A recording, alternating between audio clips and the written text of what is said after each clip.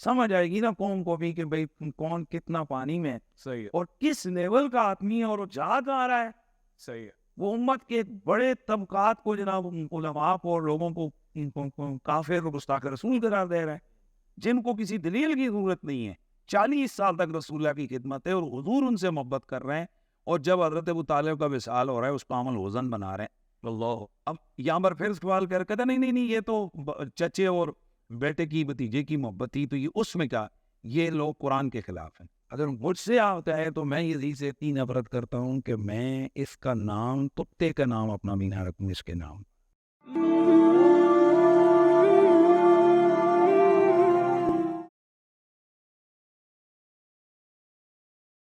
سلامتی ہے، سلامتی ان آنکھوں پہ جو ہدایت پہ نظریں جمائے بیٹھی ہیں، ان کانوں پہ جو ذکر خیر کے منتظر رہتے ہیں اور ان قدموں پہ جو ہدایت کی راہ پہ گامزن ہے. السلام علیکم ورحمۃ اللہ وبرکاتہ. زیادہ وقت نہیں لوں گا آپ کا. میں محمد اویس ربانی، میں اور مولانا میں آج جن صاحب کو اپنے ساتھ لیے بیٹھا ہوں ان کا بہت شکریہ بھی کہوں گا اور ان سے آج ایسے سوالات پوچھنے والوں جو اب تک نہیں پوچھے گئے.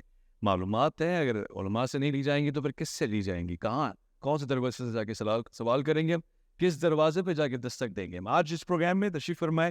آپ کو مختلف عنوان مختلف القابات سے یاد کیا جاتا ہے. آپ شمشیر اہل سنت کی مناظر ہیں. آپ بے شمار ملحدین سے، منکسرین سے، ناصبین سے 101 مناظرے کر چکے ہیں اور مناظروں کا نام جب پاکستان میں لیا جاتا ہے تو انہی کو یاد کیا جاتا ہے. بہت سے لوگ ڈرتے ہیں، بہت سے لوگ پیار کرتے ہیں. دونوں کے افیاد موجود ہیں. آج ہمارے سامنے تشریف فرمائے حضرت مفتی حنیف قریشی. السلام علیکم ورحمۃ اللہ. وعلیکم السلام ورحمۃ اللہ. کیسے مزاج ہے؟ الحمدللہ. قبلہ محرم کا آغاز ہوا جاتا ہے اور آج میں اسی بات سے گفتگو کا آغاز کرنا چاہتا ہوں. سنی ورژن محرم الحرام کا کیا ہونا چاہیے؟ ایک اچھے عقیدے والے انسان کو محرم الحرام میں 2 لاؤڈ اسپیکر سنائی دیتے ہیں. ایک تو کہہ رہا ہے مجلس میں نہیں جانا، حسین کو یاد نہیں کرنا، غم نہیں منانا، کوئی بات ایسی نہیں کرنا، اس والے مسلک کے لگو گے. اور ایک ہے جو صبح و شام حسین حسین بھی کر رہا ہوتا ہے، پیٹ بھی رہا ہوتا ہے. ایک اچھے مسلمان کو محرم میں اہل بیت سے کیسے محبت کا اظہار کرنا؟ بسم اللہ والصلاۃ والسلام علی رسول اللہ. ایک اچھے مسلمان کو صرف محرم میں ہی نہیں بلکہ سال کے 12 مہینوں میں ہر وقت اہل بیت سے سچی محبت کرنا فرض ہے. کرنا چاہیے نہیں، یعنی یہ آپشنل نہیں ہے کہ بھئی کر لیا تو ٹھیک ہے، نہ کیا تو نہ صحیح. یہ فرض ہے. اس کے بغیر نجات نہیں، اس کے بغیر نماز نہیں، اس کے بغیر روزہ نہیں، اس کے بغیر زکوٰۃ نہیں، اس کے بغیر حج نہیں. کوئی عبادت اس کے بغیر قابل قبول ہے ہی نہیں.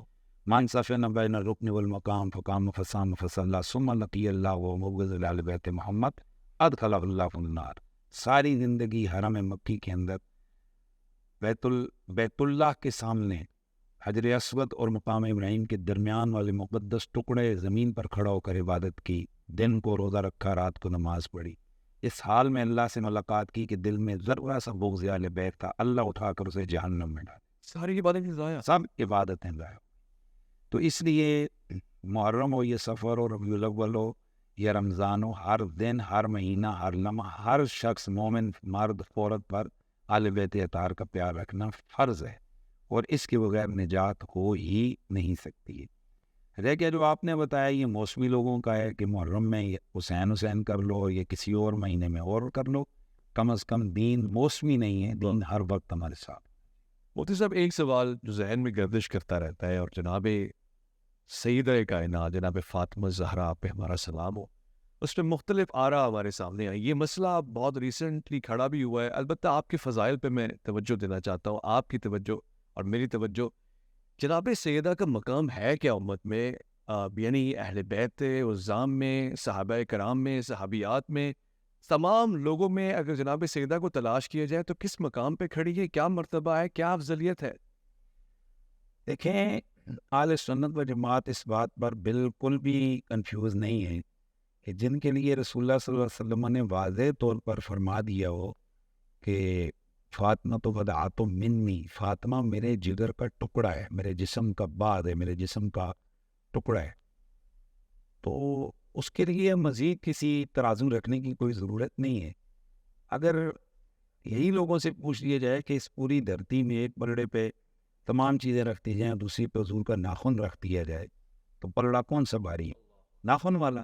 تو جہاں رسول اللہ کے جگر کا ٹکڑا ہو اس کا مقابلہ کون کر سکتا؟ یعنی ہر مرد اور عورت سے جہاں تک رسول اللہ کی قربت کے رشتوں کی بات ہے، سیدہ زہرا پوری کائنات میں ہر مرد اور عورت سے افضل ہیں غیر انبیاء، حضور کی قربت کے اس رشتے میں۔ باقی وہ جو معاملات ہیں دیگر جو اہل سنت کے معتقدات ہیں جس میں عقید افضلیت، اس میں بہت ساری جہتوں کو سامنے رکھ کر افضلیت مطلقہ یا افضلیت من جمیع الوجوہ ایک الگ بات ہے۔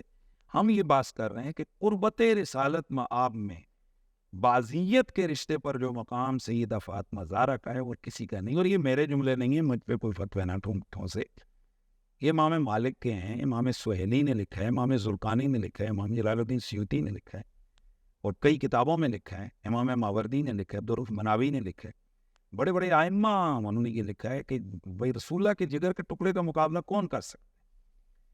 تو رہ گیا باقی مرتبہ و مقام جو آپ جرنلی اس کو آپ کہتے ہیں، وہ یہ ہے کہ پوری کائنات کی عورتوں کی ملکہ اور سردار سیدہ وہ بی بی پاک سلام اللہ علیہا ہیں، پوری کائنات کی عورتوں سے افضل ہے۔ اپنی والدہ گرامی سے بھی جی یہ تو ایک کنفیوژن پھیلانے والی بات ہے جی کہ کیا چھوٹی بہن بڑی بہن سے افضل ہوتی ہے، کیا بیٹی ماں سے افضل ہوتی ہے۔ یہی ان لوگوں سے پوچھیں کہ بھئی حضرت ابوبکر صدیق صحابی ہیں، ان کے بابا جان بھی صحابی ہیں، ان کی امی جان بھی صحابی ہیں، تو بتائیں کہ کیا وہ افضلیت کے جو ہمارا عقیدہ ہے اس میں اپنے ابا سے افضل ہیں کہ نہیں؟ بے شک وہ اپنی ماما جان سے افضل ہیں یا نہیں؟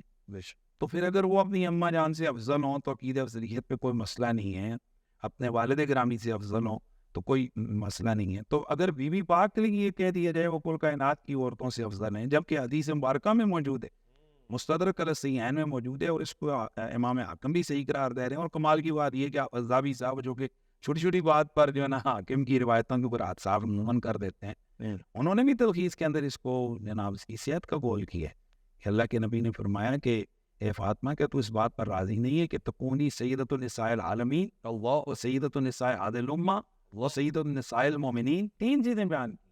سیدۃ النساء العالمین جرنلی آ گیا، پوری کائنات کی عورتوں سے تو افضل ہے، ان کی سید ہے۔ سیدۃ النساء هذه الامہ، اس امت میں کون نہیں ہے بھائی؟ نکالو، کس کو نکالو؟ اس سے بھی افضل آ گئی۔ اور سیدۃ النساء المؤمنین، تمام اہل ایمان عورتوں سے آپ افضل ہو۔ تو جب یہ نص موجود ہے تو اس کے مقابلے میں کیا کرنے کی، ادھر ادھر کرنے کی کیا بات ہے؟ اب ہم اس پہ کوشچن کریں گے، یہ آپ کو کرنا چاہیے کہ وہ روایت کے در گئی کہ جس میں نبی علیہ السلام نے فرمایا کہ فاطمہ تمام عورتوں سے افضل ہے سوائے چار کے۔ جی تو اس کا کیا مطلب؟ تو اس بڑی سیدھی سی بات ہے، یہ مراتب اور مقام اور رتبے آہستہ آہستہ آہستہ آہستہ چیزیں بیان ہوتی ہیں۔ تو نبی پاک صلی اللہ علیہ وآلہ وسلم کی وہ جو روایت ہے وہ اس روایت یعنی اس روایت کی یہ روایت مخصص ہے، اچھا یعنی وہاں تک یہ تھا کہ چار عورتیں اس وقت رسول اللہ صلی اللہ علیہ وسلم نے جب اعلان فرمایا تھا تو چار عورتیں ہم سے افضل تھیں، اسی زبان نبوت سے اب ان چار کو بھی جناب ان سے بھی افضلیت سید کائنات کو دے دی گئی۔ یار تو یہ روایت اس روایت کی بات مخصصہ ہے۔ یہ زمانہ قبل کی روایت ہے، اس کے بعد اس چار کے مقام کو بھی آپ نے جی ہاں، اور اس کو سب سے بڑی بات یہ ہے کہ محدثین نے اس معنی میں ایکسیپٹ کیا ہے، یہ جو ان محدثین کا میں نے نام لیا ہے ان میں بڑے بڑے محدثین نے اجماع امت لکھا ہے کہ سیدہ کائنات بی بی پاک سلام اللہ علیہ تمام عورتوں سے افضل ہیں، یہ اجماع امت ہے، اس پر اجماع اہل سنت ہے۔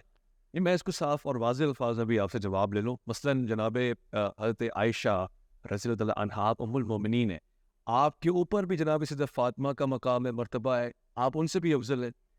دیکھیں یہی وہ ہماری جو جذباتی لوگ ہیں، جو جب عقیدے کے معاملات آتے ہیں میں اس کو آپ اس پہ ہی رکھیں نا، وہ تو ایک ایمانی رشتے کے حوالے سے ہماری ماں ہوئی، تو حضرت ابوبکر صدیق کی جو حقیقی ماں ہیں، لا تقل لهما اف ولا تنهرهما وقل لهما قولا کریما، جن کے لیے حکم قرآنی ہے، اور ان کے جو حقیقی والد ہیں کیا ان سے افضل ہیں کہ نہیں ہیں؟ بے شک ہے۔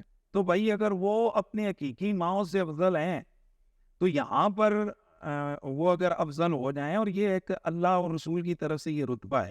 دیکھیں اگر ایک بیٹا ایک ملک کے اندر رہتا ہے اور اس ملک کا جو صدر ہے تو بطور رعایا وہ صدر، وہ اپنے باپ کا بھی صدر ہے، وہ اپنی ماں کا بھی صدر ہے، وہ اپنے بڑے بھائی کا بھی صدر ہے، وہ وزیر اعظم ہے۔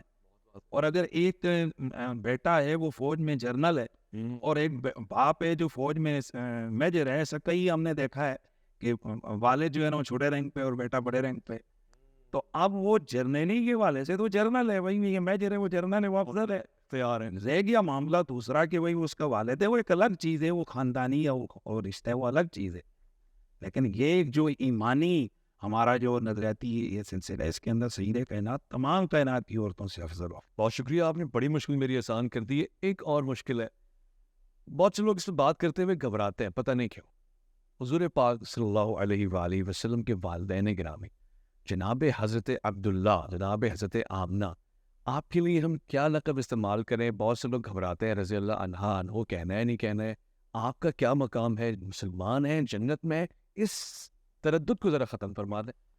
دیکھیں، نبی پاک صلی اللہ علیہ وآلہ وسلم کے والدین کریمین رضوان اللہ علیہما یا رضی اللہ تعالی عنہما و سلام اللہ علیہما، ہم ان کو مومن سمجھتے ہیں، جنتی سمجھتے ہیں، طیب اور طاہر سمجھتے ہیں، کیونکہ نبی علیہ السلام نے خود ارشاد فرمایا کہ اللہ تعالیٰ نے میرے نور پاک کو پاک باپوں سے، پاک ماؤں کے، پاک باپوں کی پشتوں سے پاک ماؤں کے رحموں میں منتقل فرمایا. اور ایک اور حدیث صحیح اللہ کے نبی نے فرمایا کہ اللہ تعالیٰ نے میرے پورے نسب میں یہ جو بدکاری والا گناہ ہے نا، اللہ تعالیٰ نے میری وجہ سے پورے نسب کو اللہ نے بچا دی. سبحان اللہ. اب بدکاری سے بڑا جرم جو ہے وہ شرک ہے. تو اگر بدکاری سے اللہ تعالیٰ نے بچا لیے تو شرک سے تو اللہ تعالیٰ نے اس کو بچایا. کہ یہ شان مصطفیٰ کے لائق نہیں ہے کہ ان کے لیے ہو کہ ایک نبیوں کا سردار اور اس کی ماں اور باپ کافر، غیر مسلم، غیر موحد. ٹھیک ہے، اب آپ مجھ پہ سوال کر لیں کہ یہ روایات بہت ساری ایسی ہیں. دیکھیں، بہت ساری روایات وہ اصول محدثین پر سند کے اعتبار سے بہت ساری دفعہ درست ہوتی ہیں، اچھا، لیکن وہ اپنے متن کے اعتبار سے قابل قبول نہیں ہوتی ہیں. ایسی بے شمار روایات بخاری اور مسلم کے اندر بھی ہیں کہ جو سند بالکل اگر ان کی چیک کریں تو راوی سارے سکہ ہیں، لیکن اس کا جو متن ہے وہ متن اتنا غریب ہے، یہ متن ایسا عجیب و غریب ہے کہ اس متن کو آپ قبول کر ہی نہیں سکتے ہیں. وہ متن قابل قبول نہیں ہے. مطلب ایک وہ مشہور حدیث ہے، حضرت ابو سفیان رضی اللہ تعالیٰ عنہ آپ رسول اللہ کے پاس گئے اور جا کر کہا یا رسول اللہ ہم نے اسلام قبول کیے تو لوگ ہمارے سے جو نا وہ کھینچے رہتے ہیں، تو آپ ہمیں کچھ چیزیں عطا فرمائیں. تو حضور چونکہ نہیں فرماتے، نے کہا ٹھیک ہے. اس میں ایک یہ فرمایا کہ آپ میری بیٹی کو نکاح میں لے لیں. بھائی حضرت سیدہ حبیبہ رضی اللہ تعالیٰ عنہ ام المومنین طیبہ طاہرہ، وہ تو اس سے پہلے کی اسلام قبول کر چکی ہیں جی. اور دوسری طرف جو روایت صحیحہ موجود ہیں کہ حضرت ابو سفیان ابھی اسلام قبول نہیں کیا تھا، وہ مدینہ تشریف لے گئے تو انہوں نے اپنے رسول اللہ کے بستر پر سیدہ نے ان کو لیٹر دے دیا کہ بھئی آپ ابھی مشرک ہو اور آپ کے لائق یہ بستر، اس بستر کے آپ لائق ہی نہیں ہیں کہ آپ رسول اللہ کے بستر پہ لیٹیں. تو اب وہ جی سند تو مسلم شریف کی، اب اس متن کو آپ کیسے قبول کر سکتے ہیں؟ متصاد. اسی طریقے سے بہت ساری روایات ایسی ہیں کہ جو بخاری اور مسلم کے اندر موجود ہیں، لیکن ہم ان کو قبول نہیں کر سکتے. اور ویسے بھی وہ اخبار احاد ہیں، اخبار واحد ہیں، تو خبر واحد کے ذریعے سے آپ کسی کے ایمان اور کفر کے فیصلے نہیں کر سکتے. والدین کیا کفر کے فیصلے تو آپ خبر واحد سے کسی کے کفر کے فیصلے نہیں کر سکتے. واضح ہو گیا. مفتی صاحب اسی معیار کو قائم رکھتے ہیں.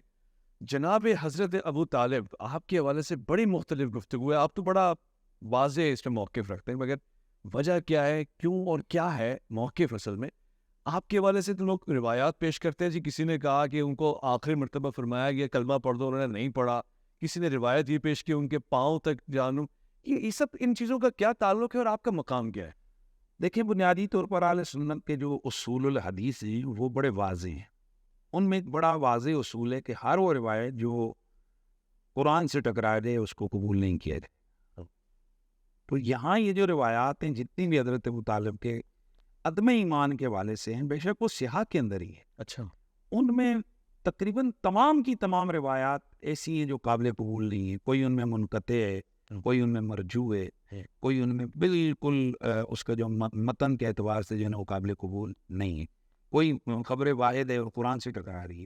مثلا اسی کو اگر لے لیں جی کہ ان کے پاؤں کو عذاب ہو رہا ہے اور وہ جہنم میں جو ہے نا ان کا دماغ ان کا ہنڈی کی طرح ہو رہا ہے اور ان کے پاؤں کو عذاب ہو رہا ہے، یہ تو قرآن کے خلاف ہے. یہ روایت قرآن میں اللہ تعالیٰ فرماتے ہیں لا یخفف عنہم العذاب ولا هم ینظرون، لا یخفف عنہم العذاب ولا هم ینصرون.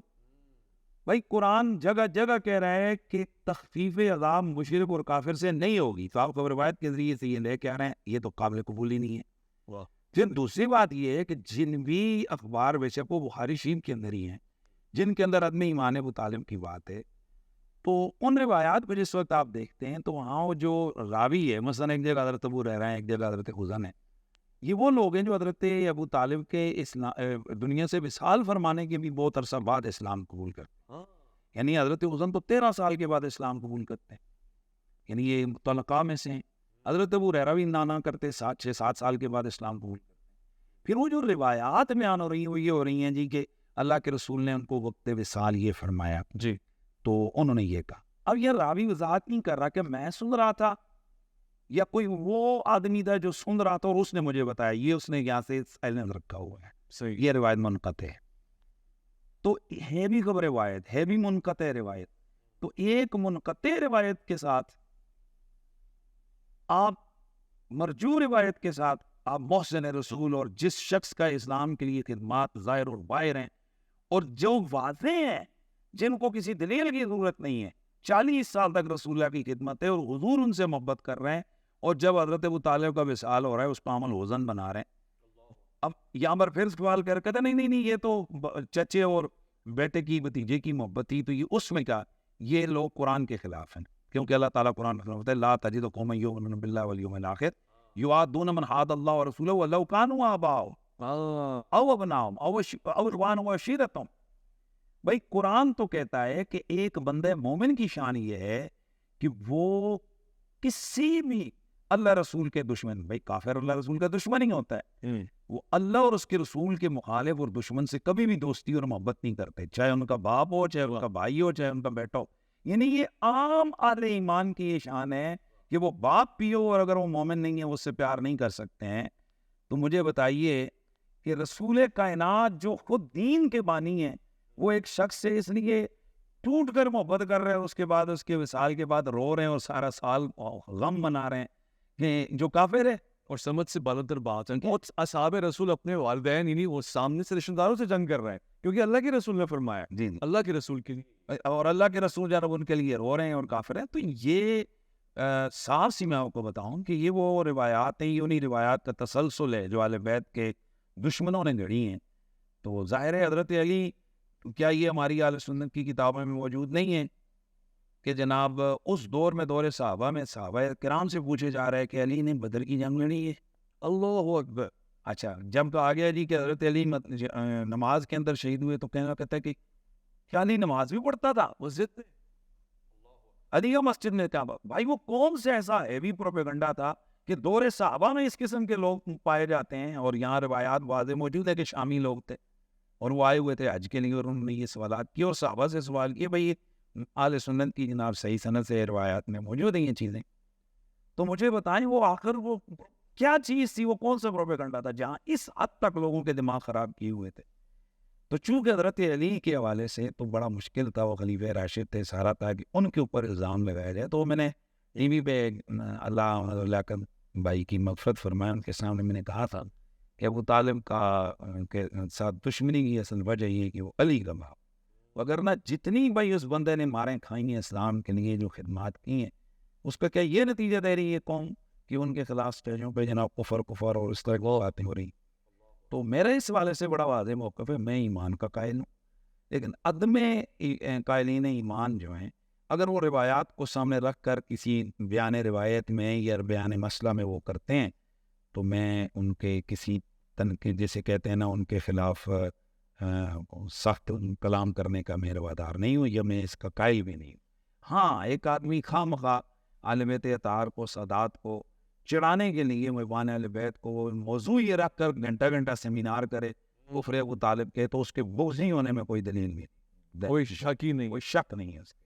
مطلب لوگ کہتے ہیں جی ایک بڑا مسئلہ کھڑا ہوا ہے، بہت کم اور قیمتی آدمی، قابل آدمی اشرف آصف جلالی صاحب، انہوں نے ایک موقف دیا پیر مہر علی شاہ صاحب کی کتاب کو حوالہ بنا کے کوٹ کیا، انہوں نے کہا جی وہاں پہ خطا کا امکان ہے، یہ ساری باتیں، اس میں آپ کا جھگڑا کیا ہے ان کے ساتھ جب وہ کہہ رہا ہے کہ میں نے خطا کے اوپر ایک رائے دی ہے، میں نے بے احترامی نہیں کی ہے، میں نے کوئی ان کے خلاف بیان نہیں دیا، بلکہ اب تو بہت سارے پروگرامز وہ کر رہے ہیں جس میں نعرے لگوا رہے ہیں وہ، پھر کیا جھگڑا باقی رہ جاتا ہے جلالی صاحب سے آپ کا؟ بڑا آپ نے عام مسئلہ کہ یہ چھیڑا ہے، ویسے چلے آئیں، شکریہ جنہیں اسی آپ کے اس پلیٹ فارم سے ہمارا پیغام یہ چلا جاتا ہے۔ دیکھیں، بنیادی طور پر جو آپ نے یہ کہا کہ اور عام طور پر ہم سننے کو مل رہا ہے جی کہ اہل سنت میں بڑا آدمی جی آپ ضائع کر رہے ہیں جی، اپنا آدمی ضائع کر رہے ہیں، اگر اس نے کوئی غلط بات کہی ہے تو اس نے وضاحت کر دی ہے جی کہ بھائی یہ مقصد نہیں ہے، تو میں تو توبہ توبہ توبہ میں ان کی کب بیعت بھی کر سکتا ہوں، پھر وہ نعرے لگا رہے بے گناہ بے خطا سیدہ فاطمہ، تو پھر جھگڑا ختم ہو جانا چاہیے۔ دیکھیں، میں اپنے سننے والوں سے یہ کہوں گا، اگر آپ نے یوں ہی جھگڑے ختم کرنے ہیں کہ اگلے بندہ یہ کہہ رہا ہے جی کہ میری اس سے توبہ توبہ میں تو گستاخی کرتا ہی نہیں ہوں، میری ہی نہیں مراد، تو پھر دیوبندیوں سے جھگڑا ختم کریں۔ صحیح. کیا دیوبندی ہزاروں مرتبہ یہ نہیں کہہ چکے ہیں اپنے کتابوں کے اندر بھی اور بیانات کے اندر بھی کہ ہماری توبہ جی میرے تو وہم و گمان میں بھی نہیں ہے ان عبارات کے اندر کہ یہ گستاخی کا پہلو ہم نکالیں گے، ہمارا تو یہ مطلب نہیں، یہ مطلب ہے۔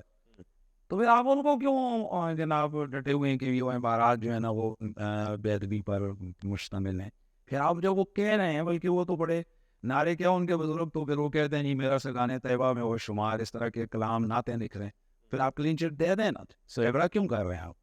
میری جان، جو اہل علم ہوتے ہیں، اللہ تعالیٰ نے جو ان کو علم دیا ہوتا ہے اس کے مطابق جب وہ دیکھتے ہیں کہ کوئی بات مقدسات کے خلاف ہے تو پھر وہ اپنی طرف سے کلین چٹ نہیں دے سکتے ہیں، پھر اس کلین چٹ کا وہی طریقہ ہوگا جو شریعت میں ہوگا۔ اچھا، اور وہ ایک ہی طریقہ ہے کہ ان مقدس بارگاہوں کے سامنے اپنے آپ کو جھکا لو اور اپنی غلطی کو غلطی تسلیم کر کے اللہ سے معافی مانگو، جھگڑا ختم۔ یہ ایک 10 سیکنڈ کا کام ہے، میرے سے غلطی ہو گئی، اللہ تعالیٰ مجھے معاف کرے۔ لیکن آپ ایک چیز کو غلط وضاحت کر کے اس کی تشریح کے لیے 20 گھنٹے کے دلائل دے دیں نا، غلط جو بنیاد ہے وہ غلط ہے۔ جلالی صاحب، بنیادی طور پر ہمارے سننے والوں کو یہ اصل پتہ نہیں ہے کہ یہ جھگڑا کیا ہے۔ جلالی صاحب نے پیر میر علیہ صاحب کی ایک کتاب کی وضاحت کرتے ہوئے عبارت کی، جس میں انہوں نے اثر سید کائنات کے حوالے سے کہا تھا، چونکہ وہ معصوم عن الخطا نہیں ہیں، یعنی وہ نبیہ نہیں ہیں اور معصوم عن الخطا نہیں ہیں، عقیدہ عصمت کے حوالے سے بات کی کہ یہ اہل تشیع کا نظریہ اور اہل سنت عقیدہ عصمت انبیاء کے لیے رکھتے ہیں، عقیدہ ان کا ہے۔ تو بی بی پاک کے لیے امکان خطا تھا، اتنی سی بات، امکان کی بات ہے، اور امکان یوں سمجھے جیسے امکان ہے کہ ایک ہاتھی کے پر لگ جائیں اور اڑتا ہوا، امکان ہے کہ جناب یہ سورج جناب نیچے آ جائے اور سمندر اوپر چلا جائے، ممکن ہے کہ جناب آپ کی جو نا آنکھیں ہیں جو آپ کے ادھر نکل آئیں، ممکن ہے، بہت ساری چیزیں ہیں ان کے لیے ممکن ہے۔ صحیح.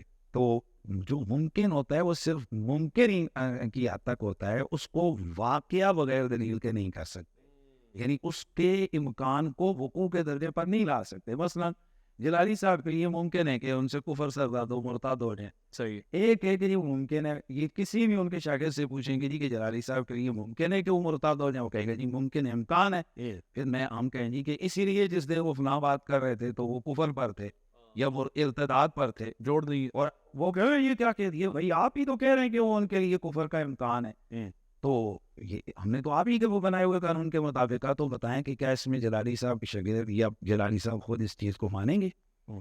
میری جان، اصل مسئلہ یہ ہے کہ جس چیز کا امکان تھا، پہلی خرابی یہ ہے کہ جلالی صاحب نے اس کو وقوع کیا، اور پہلے کہا کہ جب وہ باغ فدق کو ایک ویسے کہنا ایک خاص موقف بھی ہے خاص مسئلے پر، کہ اس مسئلے پر یعنی باغ فدق کے مطالبے پر سیدہ کائنات جب مانگ رہی تھی تو خطا پر تھی، تو دوسری تقریر میں انہوں نے کہا کہ وہ غلطی پر تھی، اور اس کے بعد انہوں نے ایک ایسا لایانی قسم کا قانون جو ہے نا وہ پیش کیا ہے کہ میں سمجھتا ہوں کہ ان کی اس بات سے زیادہ خطرناک ترین وہ بات ہے جس کی طرف عام اہل علم کی توجہ نہیں ہے۔ وہ بات یہ کہ انہوں نے کہا کہ ہر وہ امکان جو ماضی کے ساتھ متعلق ہو وہ اس کو وقوع مستلزم ہوتا ہے۔ اچھا.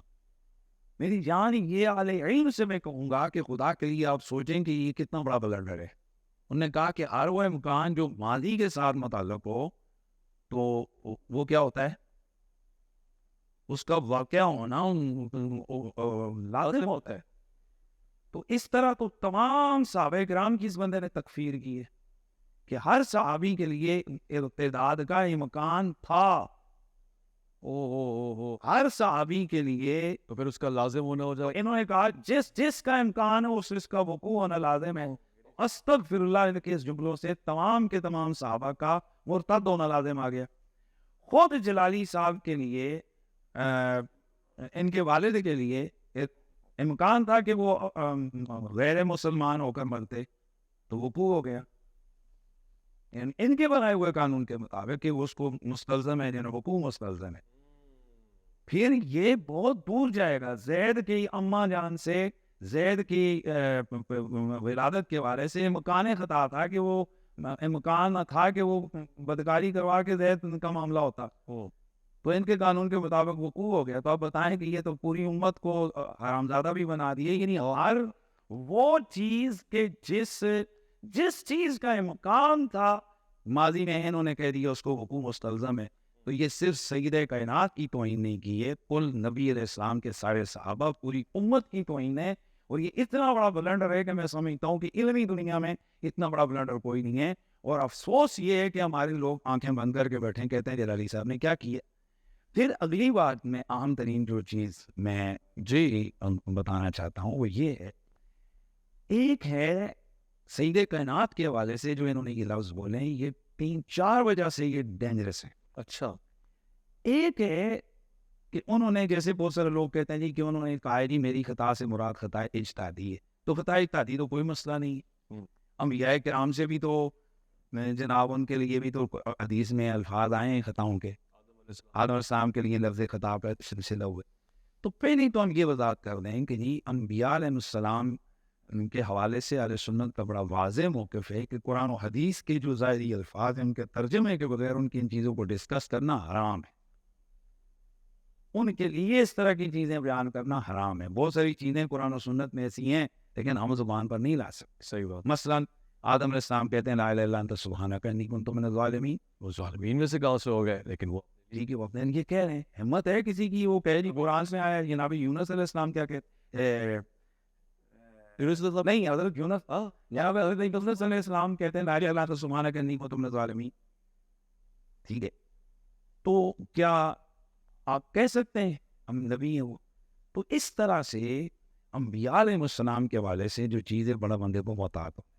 اب میں یہ بات بڑی آسانی کے ساتھ اپنے سننے والوں کے لیے عرض کروں کہ ایک ہے کسی سے کوئی چیز صادر ہوئی ہو, اس کے حوالے سے یہ کہنا کہ اس کا یہ حیثیت ہے اس معاملے کی, وہ ایک الگ بات ہے. ایک یہ کہ کسی سے کچھ ہوا ہی نہیں ہے. مسئلہ آپ کی اور بھائی صاحب کی آپس میں کسی بات پہ تلخی ہو, میں کہتا ہوں کوئی بات نہیں ہے ربانی بھائی بچہ آپ کا قصور نہیں ہے, خیر کوئی یہ تھوڑی سی نا مس انڈرسٹینڈنگ ہوئی, آپ کا جھگڑا ہوا ہے. اور اگر آپ کا جھگڑا ہوا ہی نہیں ہے, میں کہتا ہوں ربانی بھی کوئی بات نہیں ہے سب کیا ہوا ہے, میں کہوں گی وہ جو تھوڑا سا ہوگا کوئی بات نہیں ہوتا رہتا ہوں سر کیا ہوا ہے, وہی کچھ بھی ہے. سر ہمیں تکلیف یہ ہے کہ آپ سید کائنات کے لیے وہ چیز ٹھوس رہے ہیں جو ہوئی نہیں ہے. اللہ اکبر, زبردستی آپ ان کے لیے خطا کر صادر کر رہے ہیں. سید کائنات جس وقت مطالبہ فتح کر رہی تھی تو اس بات کے اوپر ہمارے اصول کی کتابوں کے اندر بے شمار کتابوں میں نبی علیہ السلام کے صحابہ کی اجماع کے حوالے سے لکھا ہوا ہے کہ اجماعی طور پر ان کا موقف ہے کہ سید کائنات قرآن کے ظاہری عموم کی وجہ سے مطالبہ کر رہی تھی. وہ جو وراثت کا حق ملا ہوا ہے کہ باپ کے بعد بیٹی کو وراثت ملے گی, انہوں نے اس کے مطابق سوال کیا. اور ابو بکر صدیق رضی اللہ تعالیٰ عنہ وہ جو کہہ رہے تھے کہ میں نے اسی طرح کا معاملہ کرنا ہے جیسے رسول اللہ کے دور میں تھا, وہ حدیث رسول جو انہوں نے اپنے کانوں سے سنی تھی, اور جو بندہ اپنے کان سے رسول خدا کی زبان سے سنے اس کو کوئی شک نہیں ہوتا, اس لیے وہ پکے تھے اپنے معاملے پر, اس لیے انہوں نے وہ فیصلہ کیا. اب میں اس پہ آ رہا ہوں. سید کائنات عمل کر رہی تھی قرآن پر, حضرت ابو بکر صدیق عمل کر رہی تھی حدیث پر. ہم اہل سنت کا موقف یہ ہے کہ دونوں صحیح تھے, دونوں حق پر تھے, دونوں ایک قرآن مجید کے عموم کو سامنے رکھے ہوئے تھا اور دوسرا اس قرآن مجید کے عموم کا مخصص بیان کر رہا تھا. اب میں اپنے سننے والوں سے کہتا ہوں وہ کان کھول کر سنیں. اگر یہ کہنا کہ سیدہ کائنات کے لیے امکان خطا کی وجہ سے خطائی تعدی کو ثابت کر دیا جائے تو ان میں کوئی ان کی بیعت بھی نہیں ہے. تو میں پوچھنا چاہتا ہوں کہ سیدہ کائنات تو قرآن پہ عمل کر رہی تھی جیسے کہ ہمارے بزرگوں کا, ہمارے اہل سنت کا موقف ہے. ابو بکر صدیق حدیث پر, انہی خبر واحد پر, اپنی سنی بات پر عمل کر رہے تھے. تو کیا ابو بکر صدیق کے لیے امکان خطا نہیں تھا؟ امکان خطا اس مسئلے پر کیا ابو بکر صدیق کے لیے نہیں ہے؟ کیونکہ موقف اہل سنت کا ہے کہ انبیاء کے علاوہ سب کے لیے یہ پوائنٹ ہے, امکان تو ہے نا. تو اب اگر میں ان لوگوں سے کہتا ہوں جو کہتے ہیں کیا ہو گیا, اتنا بڑی بات ہو گئی, اب اگر کوئی آدمی یہ کہے کہ ابو بکر صدیق جس وقت بی بی پاک کا انکار کر رہے تھے یا ان کو آپ کہہ رہے تھے کہ میں یہ آپ کو نہیں دے سکتا, تو وہ خطا پر تھے, وہ غلطی پر تھے. لیکن میں صاحب پھر 2 مہینے بعد میں وضاحت کروں, نہیں ان کی یہ جو غلطی تھی یہ خطائی تعدی تھی. کون دیجیے جواب, کیا یہ جناب ابو بکر صدیق کی شایان شان ہے؟ مناسب ہی نہیں. کیا آپ مانیں گے اس کو؟ کیا یہ ابو بکر صدیق کی بیعت بھی ہے یا نہیں؟ کیا اس سے میرے لیے رجوع کرنا واجب آئے گا کہ نہیں آئے گا؟ اہل سنت کے معتقدات کے نزدیک تو اسی طرح ہم کہتے ہیں کہ جب بی بی پاک قرآن کے ظاہری عموم پر عمل کر رہی تھی تو ان سے کوئی خطا نہیں ہوئی تھی. خطا ہوئی نہیں ہے, جھگڑا وہی نہیں ہے, تو پھر آپ اس کو کہنے جب مانگ رہی تھی تو خطا پر تھی, یہ کیوں ہے؟ بہت اچھی بات یہ ہے کہ معاملہ اس کو لنک اپ کرتے ہیں جی کہ آپ تو یہ بھی تو کہتے ہو جی کہ حضرت علی سے جناب وہ جنگ جنہوں نے کی ان سے خطا ہوئی. بھائی انہوں نے کی ہے نا, بندے مرے ہیں, 70,000 ایک جنگ میں مرے, 5-7 لاکھ دوسری جنگ میں مرے, تو وہ تو کی ہے. تو ہم اس کی اینڈ ان کی شایان شان صحابہ کے حوالے سے ہم کہتے ہیں جی کہ ان کے لیے خطائی تعدی کا قول ہم کرتے ہیں. لیکن اگر یہی بات ہم کہیں کہ جی حضرت عثمان سے خطائی تعدی ہوئی ہے, حضرت عمر سے ہوئی ہے, یا جن لوگ جو جمعوں میں ہے ہی نہیں ہم ان کا نام لے کر کہیں ان سے خطائی تعدی ہوئی ہے, تو کیا یہ تکلیف ہوگی یا نہیں ہوگی؟ بھائی وہ آئے نہیں ہے, جنگ لڑی نہیں ہے, خطائی تعدی کیسے ہو گئی؟ یہ ان کی شان نشان نہیں ہے. اور بھائی جان آپ کا بچہ باہر کھیل رہا ہو اور باہر سے شکایت آ جائے جی کہ آج یہ فلاں سے لڑا ہے اور بچہ اندر سویا ہوا ہو, تو کیا ماں اور باپ کو غصہ نہیں آئے گا کہ وہ یار میرا بچہ اندر سویا ہوا ہے تو کیوں الزام لگا رہا ہے کہ میرا بچہ جو ہے باہر لڑائی کر رہا ہے؟ اور بے شک کہتی ہے نہیں خطاب کی بچے کی نہیں ہے, وہ ویسے ہی بس ہو گیا, لیکن کوئی بات نہیں ہے لڑائی. آپ کو کہتا بھائی لڑائی نہیں ہے, ہمیں بھی یہی تکلیف ہے. اور بی بی پاک سے خطا ہوئی نہیں ہے, اس کی تشریح خطائی تعدی کر رہی ہے کیا؟ اور دوسری بات جی, یہاں خطائی تعدی کا تشریح ہو ہی نہیں سکتی, کیونکہ جلالی صاحب اور ان کے شاگرد ہزاروں بار یہ کہہ چکے ہیں کہ خطائی تعدی جو معصومیت ہے نا, یہ اس کے خلاف نہیں ہے. یعنی معصوم آدمی بھی ان کے نزدیک خطائی تعدی کر سکتے, یہ انہوں نے کہا ہے. اچھا, تو جناب پیر میر علی شاہ صاحب تو عقیدہ عصمت کے خلاف بیان کر رہے ہیں, یعنی شیعوں کو رد کر رہے ہیں. آپ حق میں اور آپ نہیں شیعوں کو رد کر رہے ہیں کہ شیعہ سیدہ کائنات کے لیے معصومیت کا عقیدہ رکھتے ہیں, جبکہ ان کے لیے امکان خطا ہے.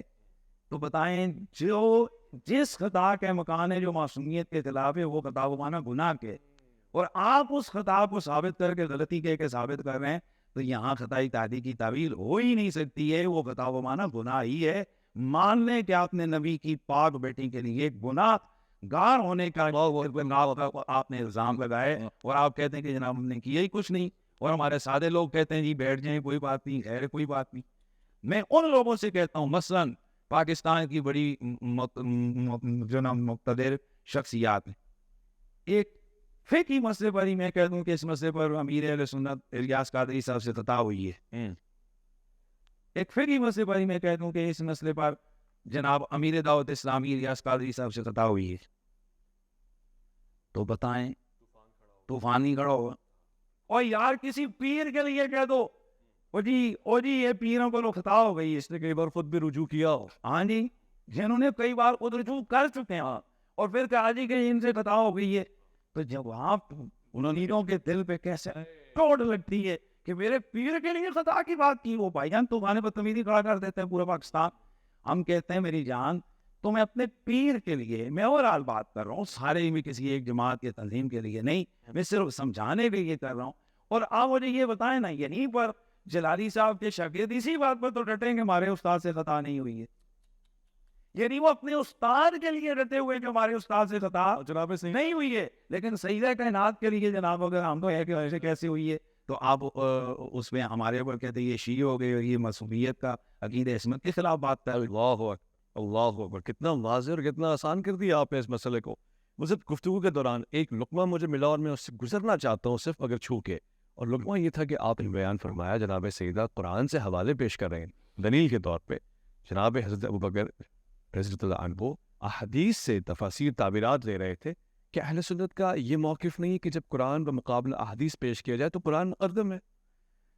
ہاں، یہ بڑا اہم سوالات نے کیے۔ اصل یہاں قرآن بمقابلہ حدیث کے نہیں ہے، یہاں قرآن کا عموم اور خصوص کا مسئلہ ہے۔ پہلے تو یہ نا یہ عام حکم ہے، جس طرح سے ایک عام حکم ہے کہ للذکر مثل حظ الانثیین، کہ باپ مر جائے تو اس کے بعد بیٹے کے لیے عورتوں کے مقابلے میں دگنے۔ لیکن اس کا مخصص ایک اور حدیث ہے، وہ یہ ہے کہ ہر بیٹے کو ایسا نہیں ملے گا، یعنی اگر بیٹا باپ کا قاتل ہو یا بیٹا مرتد ہو، اب یہ وہ مخصص آ رہی ہیں حدیثیں، سمجھ رہے ہیں آپ؟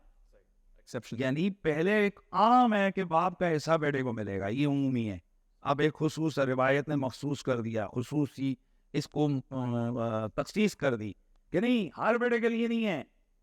اگر کسی بیٹے نے اپنے باپ کو قتل کیا تو وہ قاتل بیٹا اپنے باپ کی وراثت میں سے ایسا نہیں پائے گا۔ اگر وہ مرتد ہو گیا تو مرتد کی وراثت نہ دی جائے گی نہ لی جائے گی۔ صحیح، سمجھ رہے ہیں؟ یعنی وہ عموم تھا کہ ہر باپ کے بعد بیٹے کو بیٹی کو ایسا ملے گا، وہی قانون کے مطابق، لیکن یہ تخصیص آ گئی کہ کافر مخصوص ہو گئے، یہ والا معاملہ مخصوص ہو گیا، دوسرا مخصوص۔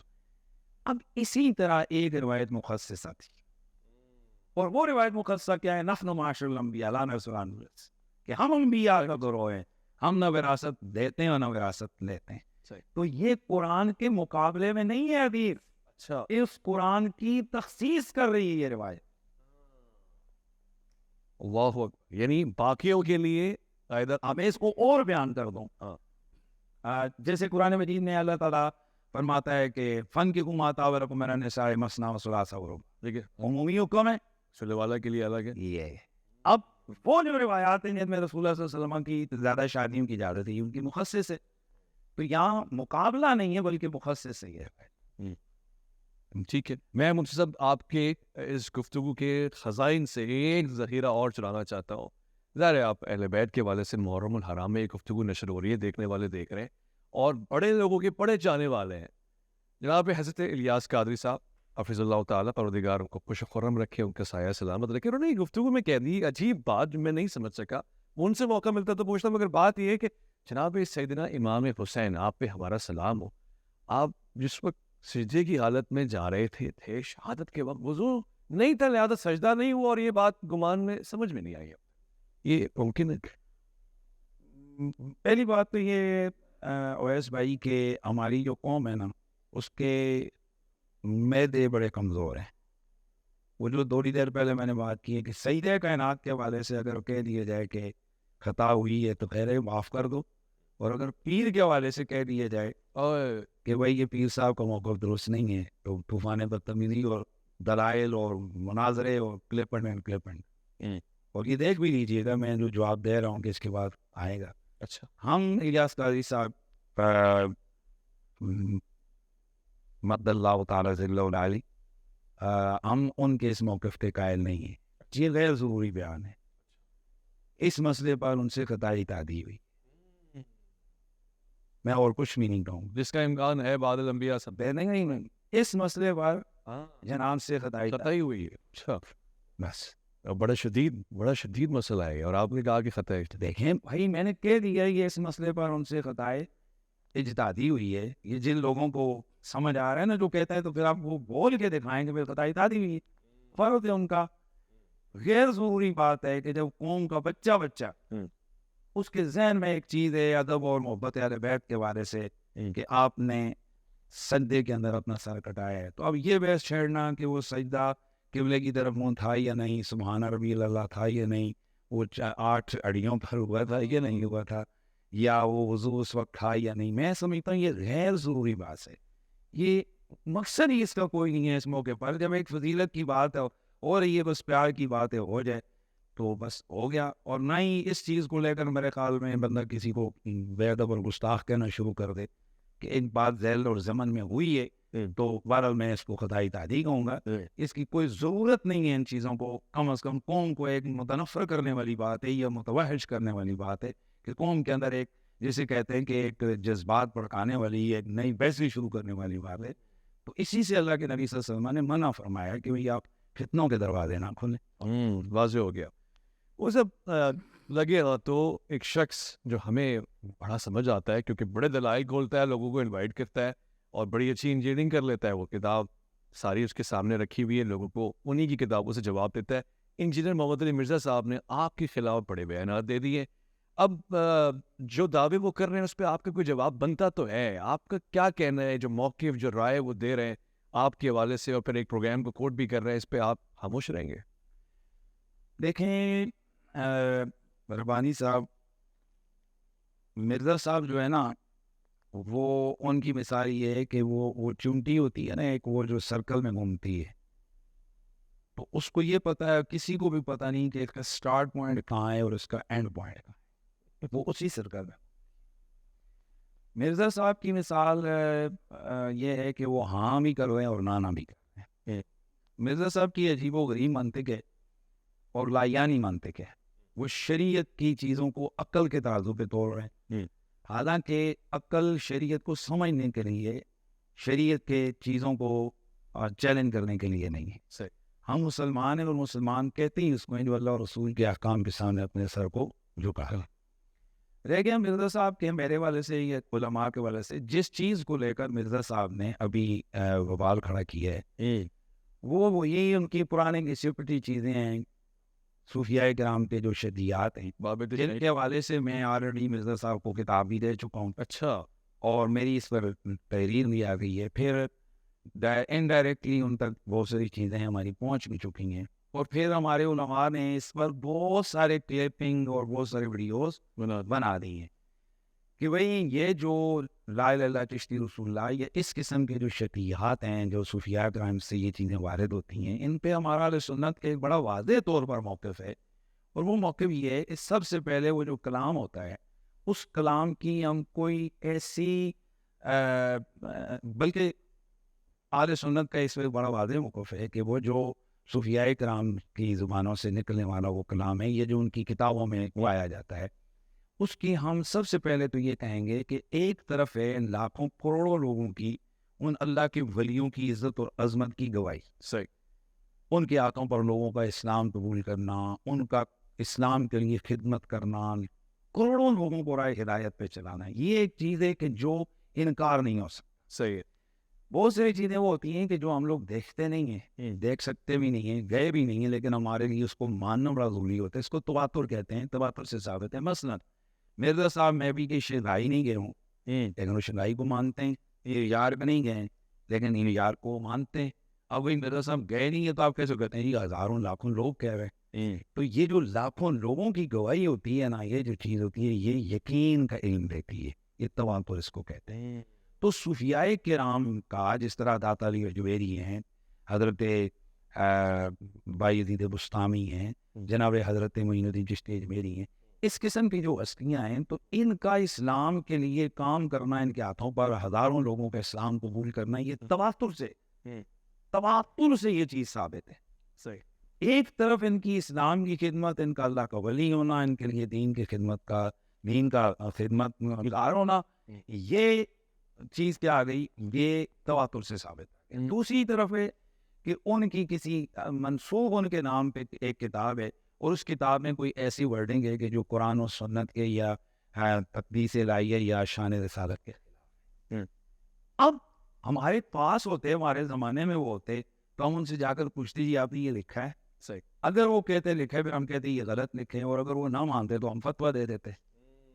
ٹھیک ہے, لیکن اب چونکہ ہمارے پاس کوئی اویلیبلٹی نہیں ہے کہ بھئی ہم ان صوفیاء کو جا کر پوچھیں گے, ان سے پوچھیں کہ ایسے, اب اس کے لیے ہم ایک اپنا موقف رکھیں گے. وہ کہیں گے پہلی بات یہ کہ یہ ان کے ملفوظات جو ان کی اپنی کتابیں بھی نہیں ہیں, ملفوظات میں آئی ہوئی چیزیں, یہ کسی رائٹر کی کچھ چیز ان کے در ڈال دی. ایک طرف ان کی جو عظمت اور شان دینی ہے وہ انڈرسٹوڈ اور مسلمہ ہے, لہٰذا یہ چیز ہم کہیں گے ان کی طرف غلط منسوب ہے. اور اگر ان کی اپنی کتاب ہے تو اس کے لیے ہم یہ تعویل کریں گے کہ بھئی یہ شاید ان کی کتاب میں کسی کا ادراج ہو گیا ہے، یہ رائٹر سے لکھتے ہوئے غلطی ہو گئی ہے، کاتب سے لکھتے ہوئے غلطی ہو گئی ہے، کوئی قرآن حدیث تو نہیں. ہاں تو یہ اس وجہ سے وہ لفظ غلط آ گئے، کسی چیزیں نہیں وہ آ گئی. تیسری یہ ہے، یعنی ہم اینڈ آگے بڑھ رہے ہیں کہ ایک طرف ان کی وہ شان ہے، وہ عظمت ہے، یہ عام بندے کے لیے نہیں ہوگا. ورنہ کل مرزائی بھی کہیں گے جی مرزے کے لیے بھی یہی لے آؤ، یا اور ہر قسم کا جو لطو غیر اٹھے گا کہے گا جی ہماری کتابوں کے لیے بھی یہی تعویل کرو. ایسا نہیں ہو. وہ جن کی ولایت، جن کی دین کی ہونا امت کے نزدیک مسلمان ہے، اس قبول کر رہی ہے، یہ امت قبول کر رہی ہے یار انہوں نے یہ کیا. ہم چیلنج کر کے کہتے ہیں مرزا جیلمی صاحب کو کہ وہ بتائیں کہ معین الدین چشتی اجمیری یا داتا علی اجویری ان ہستیوں کے حوالے سے اہل سنت و جماعت کی جو مقتدر شخصیات یا علماء ہیں ان میں سے کس نے ان کو ڈیگریڈ کیا ہے. ہر دور کے لوگوں نے ان کی عزت کی بات کی، ان کی عظمت کی بات کی. اب اگر ان سے کوئی غلط چیز آئی ہے تو ایک تو میں نے کہہ دیا کہ کتاب ہی نہیں ہے، دوسری یہ کہ وہ جو ہے نا وہ کسی غلطی رائٹر کی ہو گئی، اور ایسا ہوتا رہتا ہے. صحیح ہے. اور اگر وہ کلام واقعی ان کے لیے اگر ثابت بھی ہو جائے، اب ہم تیسرا پوائنٹ اہل سنت یہ رہتے ہیں، وہ کہتے ہیں کہ پھر اس کلام کی مناسب تعویل. مثلا میں آج آپ کو ایک پوائنٹ دے رہا ہوں، بڑا آپ حیران ہوں گے. ایک بزرگ اسی طرح آئے تو ان کے سامنے کوئی بات ہوئی تو ان کا نام تھا صادق. تو انہوں نے کہا کہ مجھے سچا مانتے تو پڑھ لا الہ الا اللہ صادق رسول اللہ. تو بندے نے جناب پڑھ لیا. اب یہ بات اس وقت کے ایک ولی کامل تھے، ان کے پاس یہ لکھا ہے دیوبندی علماء کی کتابوں میں، یہ لکھا ہوا ہے یہ وقت. تو جو اس وقت کے بہت بڑے عالم بھی تھے، اللہ کے ولی بھی تھے، ان کے پاس گئے کہ جی وہ بندے نے تو یہ کلمہ پڑھایا لا الہ الا اللہ صادق رسول اللہ، ہنس پڑے. انہوں نے کہا کہ آپ نے فن نہیں پڑھے، تکلیف والا قانون نہیں پڑھا. قلب کہتے ہیں مبتدا کو خبر اور خبر کو مبتدا بنا دینا. انہوں نے کہا اللہ کے بندے، وہ بندہ امتحان کے طور پر وہ دیکھنا چاہ رہا تھا کہ اس بندے کا علم کتنا ہے. یہ اصل میں تکلیف ہوئی ہے کلام کے اندر، اور یہ لا الہ الا اللہ رسول اللہ صادق کو مبتدا خبر بنائی اور خبر کو مبتدا بنایا ہے جی، نہ کہ وہ والا صادق رسول اللہ. بات سمجھ رہے ہیں؟ یعنی ہم اس کلام کی مناسب کیا کریں گے، تعویل کریں گے. اب یہ بزرگوں نے کیا کی ہے تعویل. اگر ظاہری اس کے نام کو بھی دیکھ لیا جاتا، اور یہ اگر عالم نہ ہوتے، یہ اس وقت کے بہت بڑے اللہ کے ولی نہ ہوتے، تو انہوں نے ٹھک کر کے لگانا تھا اس پہ کفر کا فتویٰ. یہ بھی یہ مرزا صاحب کی طرح انہوں نے کہا دیکھو جی چشتی رسول اللہ، یہ دیکھو جی اپنا کلمہ پڑھا رہا ہے. اب آپ سمجھ رہے ہیں؟ یہ ہو گئی تعویل.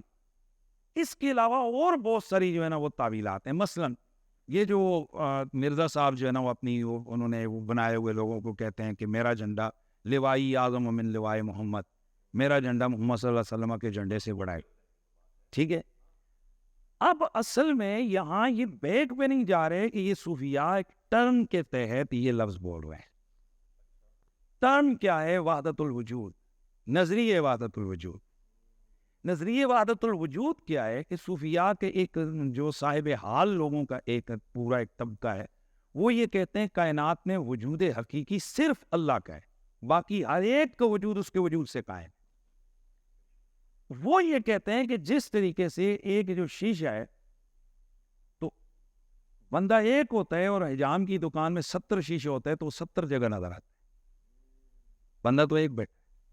اسی طرح وہ کہتے ہیں کائنات میں چونکہ مؤثر حقیقی اللہ تعالیٰ ہے، لہذا اصل وجود اس کا ہے، یہ باقی سارے کا سارا اسی کے کرنے سے. یعنی اگر اللہ کو بیچ میں سے نکال دو کائنات زیرو ہے، کچھ نہیں، ایک ہی ہے. دوسرا یہ لوگ جب حال کے اس درجے پر ہوتے ہیں، یہ خاص کیفیت ہے، جذب کی خاص کیفیت ہے، یہ کوئی عام بات نہیں ہے. اور یہ حدیث سے ثابت ہے کہ بہت ساری دفعہ انسان پر ایسی کیفیت طاری ہوتی ہے کہ وہ ایسا کلام کرتا ہے جس پر اس پہ کوئی گرفت نہیں ہوتی ہے. مثلا رسول اللہ نے فرمایا، وہ حدیث میں ہے کہ ایک آدمی جو ہے نا وہ اس کا گیا، وہ صحرا میں سفر کر رہا تھا، تو اس کا سامان گھوڑے پر رکھا ہوا تھا. وہ گھوڑا جو ہے نا وہ لیٹ گیا، جب جاگا تو گھوڑا غائب تھا. اس نے کہا بھائی وہ موت کا انتظار کر کے لیٹ گیا، اتنی دیر میں دیکھا گھوڑا سامنے کھڑا تھا. تو فرمایا کہ اٹھ کر یہ کہہ دیتے کہ اللہ تو میرا بندہ اور میں تیرا رب ہوں. خوشی میں یہاں تک ہو گئے. اب بتائیں کہ رسول اللہ صلی اللہ علیہ وسلم نے وہاں پر تو فتویٰ نہیں دیا کہ وہ کافر ہو جائے گا. یعنی یہ خوشی کے بے اختیار لمحات میں نکلنے والے یہ جملے ہیں. اور اس کے لیے حدیث شریف میں موجود ہے کہ اللہ کے نبی صلی اللہ علیہ وسلم نے فرمایا کہ 3 لوگ وہ ہیں کہ جن سے کوئی گرفت نہیں ہے. ایک بچہ جب تک بالغ نہ ہو جائے, ایک سوئے ہوئے جب تک جاگ نہ پڑے, اور ایک معتوہ یعنی جس کے عقل میں کوئی کمزوری ہو جب تک کہ وہ تندرست نہ ہو جائے. تو جسے عام بیماری لگ جائے عقل کی, تو اس سے اگر کوئی کلمہ صادر ہو جائے, اس حالت میں اس پر قابل گرفت وہ چیز نہیں ہے. میں اس کی طرف آ رہا ہوں. لیکن اگر کوئی جذبے عشق الہی میں اس کی لوہے دماغ چٹک گئی ہو, اس سے اگر اس قسم کا کوئی غلط کلمہ جو ہے نا وہ صادر ہو جائے, تو اس کی تعویل کریں گے. اگر تعویل نہ ہو گئی تو ہم کہیں گے کلام غلط ہے, غلط ہے, غلط ہے. لیکن قائل اپنی اس خاص حالت کی وجہ سے, اس خاص عذر کی وجہ سے وہ فتوے کی ذات میں نہیں ہے.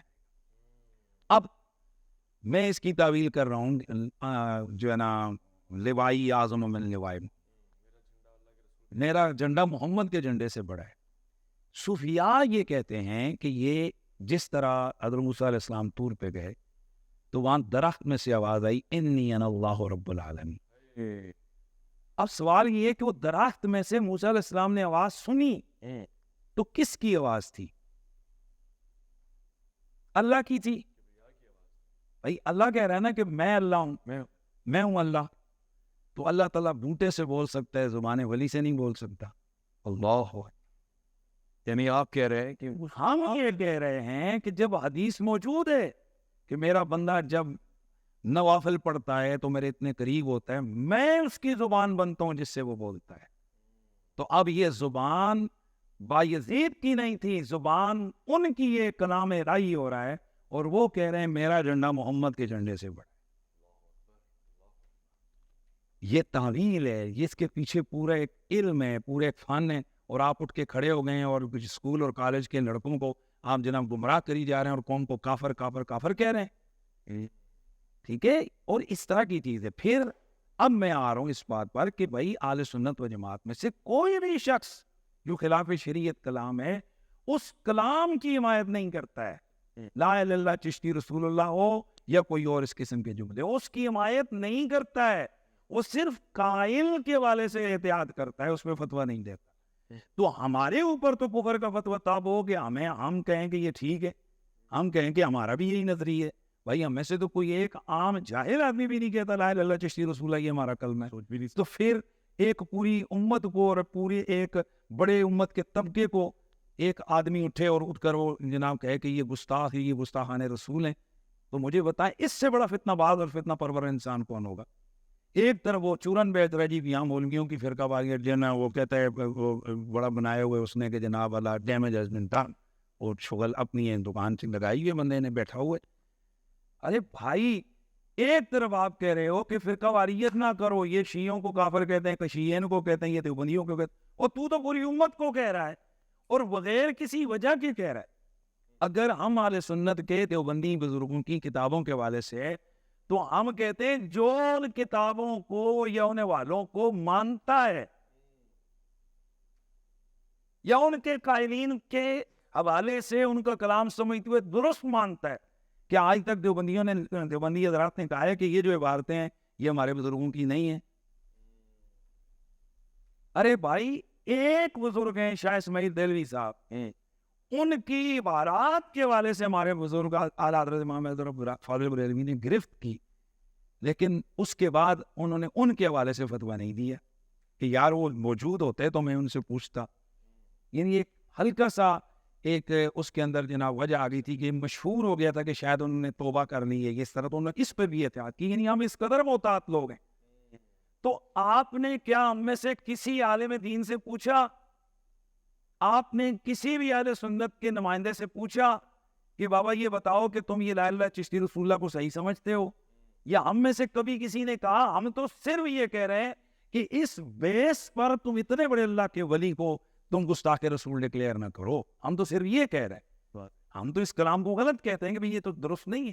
اب اگلی بات اس میں یہ ہے کہ میں آپ کے پروگرام کی وساطت سے بڑے سنجیدگی کے ساتھ, میں بدتمیزی کر کے نہیں, گالی دے کے نہیں, دیکھیں مرزا صاحب کے ڈبل سٹینڈرڈ سامنے قوم کے آ چکے ہیں.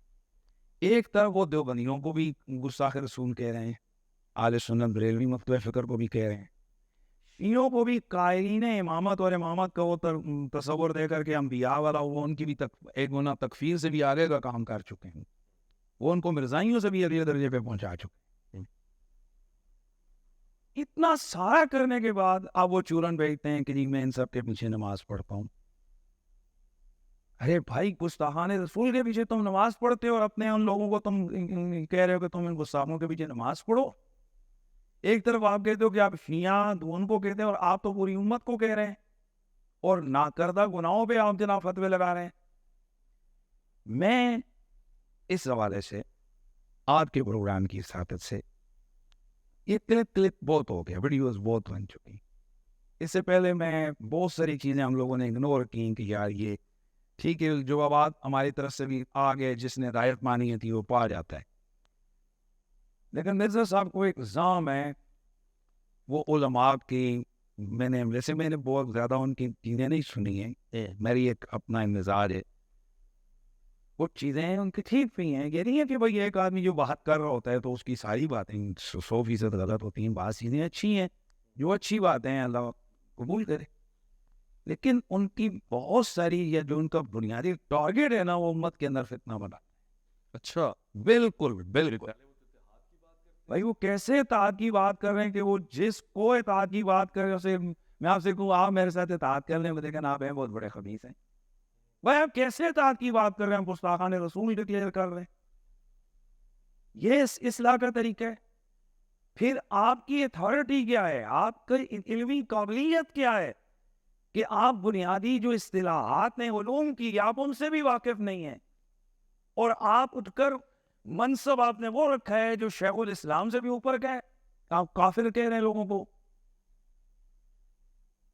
تو میرا اس حوالے سے میں اس کا جو ہے نا وہ لبے لباب جس ہیں وہ نکال کے دیتا ہوں۔ عرصے سے مرزا صاحب لگے ہوئے ہیں، ان کو جواب بھی آ رہے ہیں، ویڈیو بن رہی ہے، پھر آ رہے ہیں، اس پہ پوری ہو رہا ہے۔ مفتی مسعود صاحب، طارق مسعود صاحب بھی جیلم تشریف لے گئے، پھر ادھر سے مناظر ویڈیو بنی، میں آ گیا، ادھر سے وہی ہے۔ میرے خیال میں یہ ایک دین مزید جو ہے نا ملحدین یا جلادین لوگ ان کو موقع مل رہا ہے۔ اگر ہم ایک سولوشن کی طرف جانا چاہتے ہیں، اگر مرزا صاحب یہ سمجھتے ہیں، یہ چاہتے ہیں کہ بھئی واقعی میرے سامنے حقیقت عیاں ہو، تو میں اس پہ یہ دعوت دینا چاہتا ہوں کہ مرزا صاحب ہاں کریں، وہ یا تو ایک دو لوگوں کے ساتھ پڑھنی میرے پاس آ جائیں، صحیح، یا میں ایک دو لوگوں کے ساتھ جیلم ان کے پاس آ جاتا۔ یہ آگے جو سفر کا مہینہ میں چونکہ محرم شریف کے ظاہر ہمارے مسئلہ چل رہے ہیں، ہمارے پاس تو گھنٹوں کا ٹائم بھی نہیں ہے، تو یہ سفر میں 15 سے 25 سفر کے درمیان وہ ٹائم ڈیسائیڈ کر دیں، وہ ویڈیو کے ذریعے یا مجھے فون کر دیں، میسج کر دیں کہ آپ جناب فلان دن آپ تشریف لیں، یا مجھے بتا دیں میں آ رہا ہوں آپ کے پاس، اور ہم اس مسئلے پر بیٹھ کر ہم ایک جسے کہتے ہیں کہ شرائط مباحثہ یا مکالمہ طے کریں۔ صحیح، جیسے کہ اصول ہوتا ہے کہ ہم نے ایک گفتگو کرنی ہے تو اس کے لیے موضوع سیٹ ہوگا، موضوع کے بعد پھر ہمارا طریقہ گفتگو طریقہ کار کیا ہوگا، دن اسی دن ہم متعین کر لیں گے کہ ہم مناظرہ کس دن کرتے ہیں۔ آپ چلیں یار مناظرہ نہ کریں، لفظ مباحثہ کر لیں، مکالمہ کر لیں، ٹھیک ہے، اب آ جائیں، بیٹھ جائیں، آپ سوال کریں ہم جواب دیں گے، پھر ہم سوال کریں گے آپ جواب دیں۔ اور میں اس کے لیے یہ نہیں کہوں گا کہ آپ اپنی اکیڈمی میں بیٹھ کے ویڈیو جو فلانی جھگڑے ختم کریں یار، آئیں آپ اس کی حامی بھرتے ہیں کہ چند جو چینل ہیں، چلے میں خود چلو یار کچھ چینلوں کے ساتھ ہمارا بھی تعلق ہے دوست ہے، اور اس کو تو ہر بندہ چاہے گا کہ وہ اس کو آن ایئر کرے، ہم کہیں گے یار چاند چینل سے وہ ہماری گفتگو کو غیر جانبدارانہ طور پر ریکارڈ کریں، بغیر کٹ وٹ کے، وہ چونکہ ہماری شرائط طے ہوں گی، امپورٹنٹ بات، وہ شرائط ہماری طے ہوں گی، اور ان شرائط میں یہ بات ساری ہوگی کہ بھائی اس میں سے کیا کیا چیزیں ظاہر ہے ہم گفتگو کرتے ہوئے کوئی ہنسی مذاق آ رہی ہے وہ تو نہیں آن قوم کے سامنے ہو سکتی، یا کوئی بندہ پانی پی رہا ہے یا کھانس رہا ہے وہ تو چیزیں کٹیں گی، لیکن اس کے علاوہ وہ بات یہ شرطوں کے بارے ہم طے کر لیں گے، اور اس میں ہم آپ کو دعوت دیتے ہیں جی چلیں نظامت آپ کر لیں اس میں، یعنی تاکہ وہ جو روک رکاوٹ والی بات ہے وہ آپ کر لیں کہ جی یہاں مفتی صاحب آپ اس کا سوال کا یہ جواب آپ دے دیں، جی مرزا صاحب آپ یہ سوال آپ یہ جواب آپ دے دیں، ٹھیک ہے، تاکہ جھگڑا نہ ہو، میں ان کی بات کو نہ ٹوکوں اور وہ نہ ٹوکیں، 2-4 منٹ جو بھی ہماری شریکوں میں طے ہوتا ہے وہ آپ کہیں جی کہ جی آپ کا ٹائم مکمل ہو گیا مفتی صاحب، جی مرزا صاحب آپ اس کا جواب دیں، الگ طول چلے بھائی، چاہے وہ 2 گھنٹے چل رہے ہیں، 5 گھنٹے چل رہے ہیں، 10 گھنٹے چل رہے ہیں، جو بھی ہے قوم کے سامنے سارا کچھ جو ہے نا وہ بچہ بچی سامنے نکل آئے گا، دیکھ لیں گے، قوم بھی دیکھ لے گی، پھر سمجھ آئے گی نا قوم کو بھی کہ بھئی کون کتنا پانی میں صحیح ہے، اور کس لیول کا آدمی ہے اور وہ جا کہاں رہا ہے۔ صحیح ہے، وہ امت کے بڑے طبقات کو جناب علماء کو اور لوگوں کو کافر اور گستاخ رسول قرار دے رہے ہیں، وہ کہ جی میں کافر نہیں کہہ رہا ہوں بھائی، تم گستاخ رسول کہہ رہے ہو، یہ تو کافر سے بھی اوپر والا معاملہ ہے، ٹھیک ہے، تو اس لیے یہ ہماری طرف سے یہ ہے۔ ٹھیک ہے۔ اہل سنت میں 12 اماموں کے حوالے سے کیا رائے ہے؟ گویا ہمارے ہے ہی نہیں 12 امام، یہ شیعوں کے امام ہے، یا پھر ہمارے امام ہے اور یہی امام ہے اور انہی کے لیے 12 خلفاء والی حدیث اور روایت ہے، اور پھر یہ 12 ہیں کون؟ ان پہ ذرا وضاحت فرمائیں۔ دیکھیں جی ہمارے جو بزرگ ہیں بالخصوص امام اہل سنت امام محمد رضا فاضل بریلوی، ان سے یہی سوال ہوا تھا، تو آپ نے فرمایا تھا ان سے یہ ہوا تھا کہ آپ ہم ان کو امام کہہ سکتے ہیں یا نہیں کہہ سکتے؟ ان نے کہا یار امام کا کیا مطلب ہے؟ اگر امام کا مطلب ہے حاکم خلیفہ تو وہ سارے نہیں ہوئے ہیں، ان میں سے حضرت امام حسن اور حضرت مولا کائنات یہ حاکم ہوئے ہیں، اور اگر امام کا مطلب ہے مقتدا فی الدین، دین میں جس کی اتباع کی جائے، تو فرمایا یار وہ کیا ہیں؟ ان کے غلاموں کے غلاموں کے غلام امام ہیں، امام راضی، امام بخاری، امام فلان، تو وہ امام رہ گیا معاملہ جو 12 ائمہ اہل بیت ہیں۔ ائمہ اہل بیت کی یہ جو ہستیاں ہیں، ان کی جو تفسیر سے کئی لوگ کہتے ہیں جی عدد 12 ہی میں کیوں؟ اور بھی تو بے شک اہل بیت اطہار کے اندر اور بھی بہت ساری عظیم المرتبہ شخصیات ہیں، اور ہم ان سب کے لیے امام کا لفظ استعمال کرتے ہیں بمعنی بزرگ۔ صحیح، شیعہ کا تصور امامت ہو ہے، ہمارے ہاں تصور امامت ہو ہے، تو ہم ان کو بزرگ سمجھتے ہیں، بلکہ ان کے غلاموں کو بھی بزرگ سمجھتے ہیں، ٹھیک ہے؟ تو تعیین جو 12 کی ہوئی ہے اسی طرح ہے کہ جس طرح جی مجھے یہ بتایا جائے کہ تقلید کے امام 4 کیوں ہیں، سیاہ 6 کیوں ہیں، 6 کیوں ہے؟ ٹھیک اسی طرح امام 12 ہیں، بات سمجھ رہے ہیں؟ تو بھائی یہ نہیں ہے کہ امام حسن مجتبیٰ کی جو اولاد ہے تو وہ کوئی ان میں سے امام نہیں گزرا ہے، یہ ان میں سے کسی کی اہلیت نہیں تھی، بس یہ ہستیاں خصوصی طور پر انشاءاللہ تعالیٰ نے دین کا ایسا کام لیا کہ ان کا یہ جو فگر یہ سامنے۔ بہرحال شیعہ کا عقیدہ امامت اور ہے، ہمارا نظریہ اور ہے، ہم ان ہستیوں کو اپنا بزرگ سمجھتے ہیں، مقتدا فی الدین سمجھتے ہیں، اور اگر اہل سنت کا ان کے ساتھ لنک دیکھیں تو ہمارے 3 بڑے جو ہے نا وہ درجے ہیں یا شان بڑے شاخیں ہیں، ایک محدثین کی شاخ ہے، ایک فقہاء کی شاخ ہے، اور ایک صوفیاء کی شاخ ہے۔ صوفیاء کے شجرے کو دیکھیں تو تمام سلاسل طریقت جو ہے نا یہیں سے ان کے اوپر جا کر دیکھیں تو ٹاپ پہ آپ کو اہل بیت کے ائمہ نظر ہیں، ٹھیک ہے؟ حضرت علی کے بعد امام حسن مجتبیٰ ہیں، یا حضرت علی کے بعد امام حسین علیہ السلام ہیں۔ تو یہ بھی میں بات لوگوں کی اصلاح کرتا چلوں کہ یہ جو بعض لوگ کہتے ہیں جی کہ حضرت علی کے بعد امام حسن بصری ہیں، ان کے بیٹے کیوں نہیں؟ ان کی جہالت ہے، شجرے پڑھو اپنے بزرگوں کے، اس میں لکھا ہوا ہے کہ امام حضرت علی کے بعد ان کے بیٹے بھی موجود ہیں شجروں میں، سبحان اللہ، ٹھیک ہے؟ تصوف میں یہ بزرگ ہیں۔ اگر آپ فقہ میں چلے جائیں تو فقہ کے اندر بھی امام اعظم ابو حنیفہ جو شاگرد ہیں امام جعفر صادق علیہ السلام اور لولا سنتنا اللہ علیہ النعمان، اور اگر آپ حدیث میں ان کے اوپر چلے جائیں تو تمام کے تمام محدثین ہیں، ان کے اوپر جا کر اساتذہ کو دیکھیں تو ٹاپ پہ آپ کو ائمہ اہل بیت نظر آئیں گے، سلسلہ ذهبی، ٹھیک ہے؟ واہ، تو اس وجہ سے امت ان کی محتاج ہے، علم میں، تصوف میں، فقہ میں، یہ امام ساروں کے امام ہیں۔ واہ واہ، کیا بات ہے۔ سب ایک روایت ہے اور اس پہ لوگ ہمیشہ تردد میں رہتے ہیں، یہ حقیقت ہے، سچی روایت ہے، اور اگر سچی روایت ہے تو پھر اس پہ عمل ہوا یا نہیں ہوا؟ اللہ کے رسول نے اپنے آخری خطبے میں فرمایا میں تمہارے درمیان 2 گراں قدر چیزیں چھوڑے جا رہا ہوں، ایک کتاب اللہ ہے اور ایک اطرت ہے، اس سے مراد کیا ہے؟ کیا واقعی ہم نے اللہ کے رسول کی ان دونوں چیزوں کو تھامے رکھا ہے آج تک؟ دیکھیے حضور نے یہ واضح فرمایا تھا کہ اگر تم ان کو تھامے رکھو گے تو میرے پاس گمراہ نہیں ہو. تو گمراہ بھی وہی ہوئے ہیں جنہوں نے اہل بیت یا قرآن کا دامن چھوڑا ہے. واہ، تو امت نے اہل بیت کا دامن پکڑا ہے یا مجھ سے پوچھ رہے ہیں؟ امت نے تو جناب کربلا میں ذبح کی ہے اہل بیت. امت نے تو قیدی بنائے ہیں. امت نے تو سولیوں پہ چڑھائے ہیں.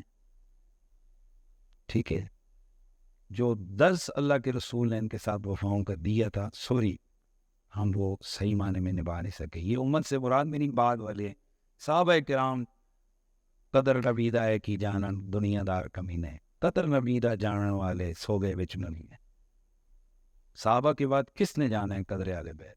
ابو ہریرہ اپنے امامے کی چادر اتار کر حضرت حسین کی جوتے صاف کرتے تھے. ایک دن میں پاؤں پیچھے کیا کرنے دیں مجھے صاف، جو آپ کی شانیں آپ کے نانے سے سنی، آپ کو تو اپنے سروں پہ اٹھا کے چلیں وہ بھی کم ہے. حضرت عمر فاروق جن کے لیے خطبے کے دوران ممبر چھوڑ کے کھڑے ہو جائیں، حضرت ابو بکر کھڑے ہو جائیں. ٹھیک ہے، دیگر صحابہ کرام جن پہ جناب فدا ہو رہے ہیں. یہ تو ہے ہمارے افسوس سے ہمیں کہنا پڑتا ہے کہ بہت ساری جگہ پکچر نیگیٹو پیش کی ہے. صحابہ نے یہ کر دیا، صحابہ نے. آپ دیکھیں تو پڑھیں تو صحیح کہ رسول اللہ کے صحابہ کس طرح فدا تھے اہل بیت اطہار، کس طرح سے ان کی محبت کرتے تھے اور کیا کیا سلوک ان کا. قسمیں کھا کر جو ہے نا حضرت عمر کہتے ہیں کہ رسول اللہ کی مجھے رسول اللہ کی شہزادی حضور کے بعد جو ہے نا رسول اللہ کی شہزادی سے بڑا تھا نہیں، اللہ پیارا کوئی نہیں. حضرت ابوبکر قسم کھا کر کہتے ہیں خدا کی قسم مجھے حضور کی اولاد سے اپنی اولاد آگے نہیں ہے، حضور کی اولاد مجھے آگے. بھائی سوچیں، جو لوگ رسول اللہ کے جسم سے لگنے والے پانی کے لیے قادو یفتتلون علی وضوئی، اس وضو کے پانی کے لیے جناب وہ ایک دوسرے کو جناب قتال تک کے لفظ آتے ہیں کہ یوں لگتا تھا ایک دوسرے کو قتل کر دیں گے. حضور کے لعاب حضور تھوک مبارک نیچے پھینکتے ہیں، اس کو اٹھا کر چہرے پہ ملتے ہیں. تو آپ کیا خیال کریں گے، ان گمان کریں گے ان کے لیے کہ اس رسول کے وہ شہزادے کہ جو حضور کے کندھوں پہ سواریاں کر رہے ہیں، اور وہ صحابہ جو ان کے تھوک کا احترام کر رہے ہیں، آپ کیا سمجھتے ہیں وہ کندھوں پہ چڑھنے والے اور ان کی زلفوں سے کھیلنے والوں کے ساتھ کوئی جناب دوسرا طریقہ کروا رکھیں گے؟ ان کے جگر کے ٹکڑوں کے ساتھ جن کو وہ اپنا جگر کا ٹکڑا کہہ رہے ہوں. تو یہ لوگ اصل میں پرابلم یہ ہے کہ جو منافقوں والی چیزیں ہیں وہ صحابہ کے کھاتے میں ڈالی ہوئی ہیں. نہیں مجھے آپ کی بات کو یہ حقیقت سمجھتے ہوئے میں یہ جو جنگ جمل صفین یہ کربلا تک کے واقعہ صرف کہانی ہے، یہ ہوا نہیں ہے. نہیں دیکھیں وہ جو معاملات ہوئے ہیں تو کیا حضرت طلحہ اور زبیر یا دیگر لوگوں نے حضرت علی سے جنگ اس لیے کی کہ رسول اللہ کا چچا کا بیٹا ہے؟ کوشچن ہے نا. ارے جناب ایسا نہیں ہے. اہل سنت کا واضح نظریہ ہے کہ اگر بغض علی میں آ کر کوئی حضرت علی سے جنگ رکھے گا وہ مسلمان ہی نہیں ہے. وہ حب علی پہ جنگ تھی؟ نہیں، وہ یہ ایک جسے کہتے ہیں طلب حق تک جانے کے لیے جنگ تھی. نہیں، صحابہ کرام جو اس کو سمجھ رہے تھے حضرت علی کو کہ بھائی حضرت علی کے اس سب ان کے یہ وہ اسی لیے تو ہمارا نظریہ ہے کہ وہ خطا پر تھے. ان سے خطائی تعلیم ہوئی ہے کہ وہ خون عثمان غنی رضی اللہ تعالیٰ عنہ کو وہ سمجھ رہے تھے. اس کی پیچھے ایک پوری تاریخی حیثیت ہے، شیعہ سنی ساری کتابوں میں واضح موجود ہے، جس سے وہ ڈاؤٹ فل ہو گئے تھے. تو بہرحال پھر ان لوگوں کو خود مولا کائنات نے معاف کر دیا، انہوں نے معافیاں مانگ لی. تو دیکھیں بہت ساری چیزیں ہم اول کو پکڑتے ہیں آخر کو چھوڑتے ہیں، بعض کے آخر کو پکڑتے ہیں اول کو چھوڑ دیتے ہیں. احد کے اندر صحابہ کرام جنگ سے منہ پھیر گئے، معاف کر دیے گئے، نکل گئے نا. اللہ تعالیٰ نے پہلے تنبیہ فرمائی، رسول کو اکیلا چھوڑ کے چلے گئے. میرا رسول پہاڑیاں چڑھ رہا تھا تو اسے تھے نہیں ہیں. آگے سارا کر کے آخر میں کیا کہہ دیا؟ اللہ نے تمہیں معاف کر دیا. جب اللہ نے معاف کر دیا تو کیا ہم اس لائق یہ قابل ہیں کہ اب ہم اس چیز کو یہ بھاگ گئے تھے جنگ سے ہم اس کو ڈسکس کریں؟ ٹھیک ہے. اسی طرح اہل بیت اطہار کے جو معاملات ہیں ان میں جو ہمارا وہی موقف ہے جو اہل بیت اطہار، بس جن کو رکھ لیا، جن سے ان کی جنگ ہے ان سے ہماری جنگ ہے، جن سے ان کی صلح ہے ان سے ہماری صلح. کیا بات، بس بہترین ہو گیا. اب یہ اختتامی لمحہ ہے اور یہ بہت ضروری سوال ہے سب آپ نے جیسے بیان فرمایا صحابہ کرام کی محبت اہل بیت کے ساتھ وہ ایک مثالی اور معیاری ہے. جب وہ نالین رسول سے اتنی محبت رکھتے ہیں، جب وہ منہ مبارک سے اتنی محبت رکھتے ہیں، امام حسین کے ساتھ یہ معاملہ کیوں پیش آیا؟ اس طرف عمر ابن سعد جناب سعد بن ابی وقاص کا رضی اللہ عنہ ایک بڑے صحابی جلیل القدر صحابی اشرم مبشرہ میں صحابی ان کا بیٹا ہے. ایک تو یہ قصہ ہے، یعنی یہ بھی لوگ ہیں. دوسری طرف وہ لوگ ہیں جو خود اپنی ذات میں حضرت عمر کے صاحبزادے رضی اللہ عنہما اس وقت موقع پہ رکھتے ہیں کہ وہ نہیں جائیں گے. یعنی یہ دو پارٹیز، ایک جو ساتھ نہیں دے رہی ہے اور ایک جو سامنے ہی کھڑی ہو گئی، کہ کیسے وجود میں آئی؟ دیکھیں بنیادی طور پر کسی اچھے کے گھر میں برا اور برے کے گھر میں اچھا پیدا ہونا یہ بھی تو حکمت الہیہ ہے، اور باقاعدہ قرآن مجید کے اندر اس چیز کی صراحت موجود ہے. نبی علیہ السلام نے صحابہ سے فرمایا تھا کہ مجھے تمہیں اپنے پاس شرک کرا نہیں، لیکن ایک دوسرے کو دنیا کے معاملات میں آ کر نہ دنیا کے پیچھے قتل کر دو گے. یعنی یہ مراد صحابہ تو سامنے تھے، امت کو خطاب ہو رہا.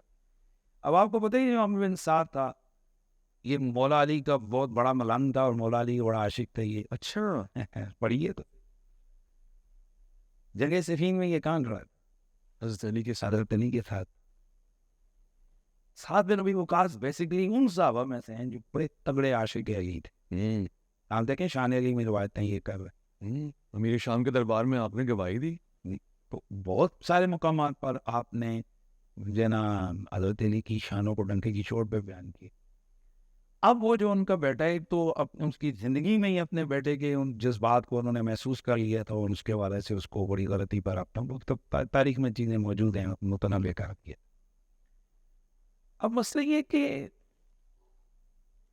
آپ نے جو سوال کیا ہے کہ جی حضرت عبداللہ بن عمر ادھر تھے، یہ ادھر تھے، بہت ساری چیزیں یاد رکھیں. ایسے انسان ہیں ہم لوگ، اور بہت ساری چیزیں اس کی جو پکچر ہوتی ہے وہ ایٹ دی اسپاٹ جو ہے نا وہ واضح نہیں ہوتی، وہ 2 4 5 سال بعد واضح ہوتی ہے. ہم لوگوں نے فیض آباد دھرنا دیا تھا، ہماری جماعت نے بھی مل کے ہم نے ختم نبوت کے حوالے سے دھرنا دیا، بڑی خدمت کی کچھ. ٹھیک ہے. اس وقت میں حلف اٹھا کر گئے، تم لوگ کہتے تھے جی انہوں نے پیسے لے لیے، انہوں نے فوج سے یہ کر دیا، وہ کر دیا، سارا کچھ کر دیا. لا الہ الا اللہ محمد رسول اللہ.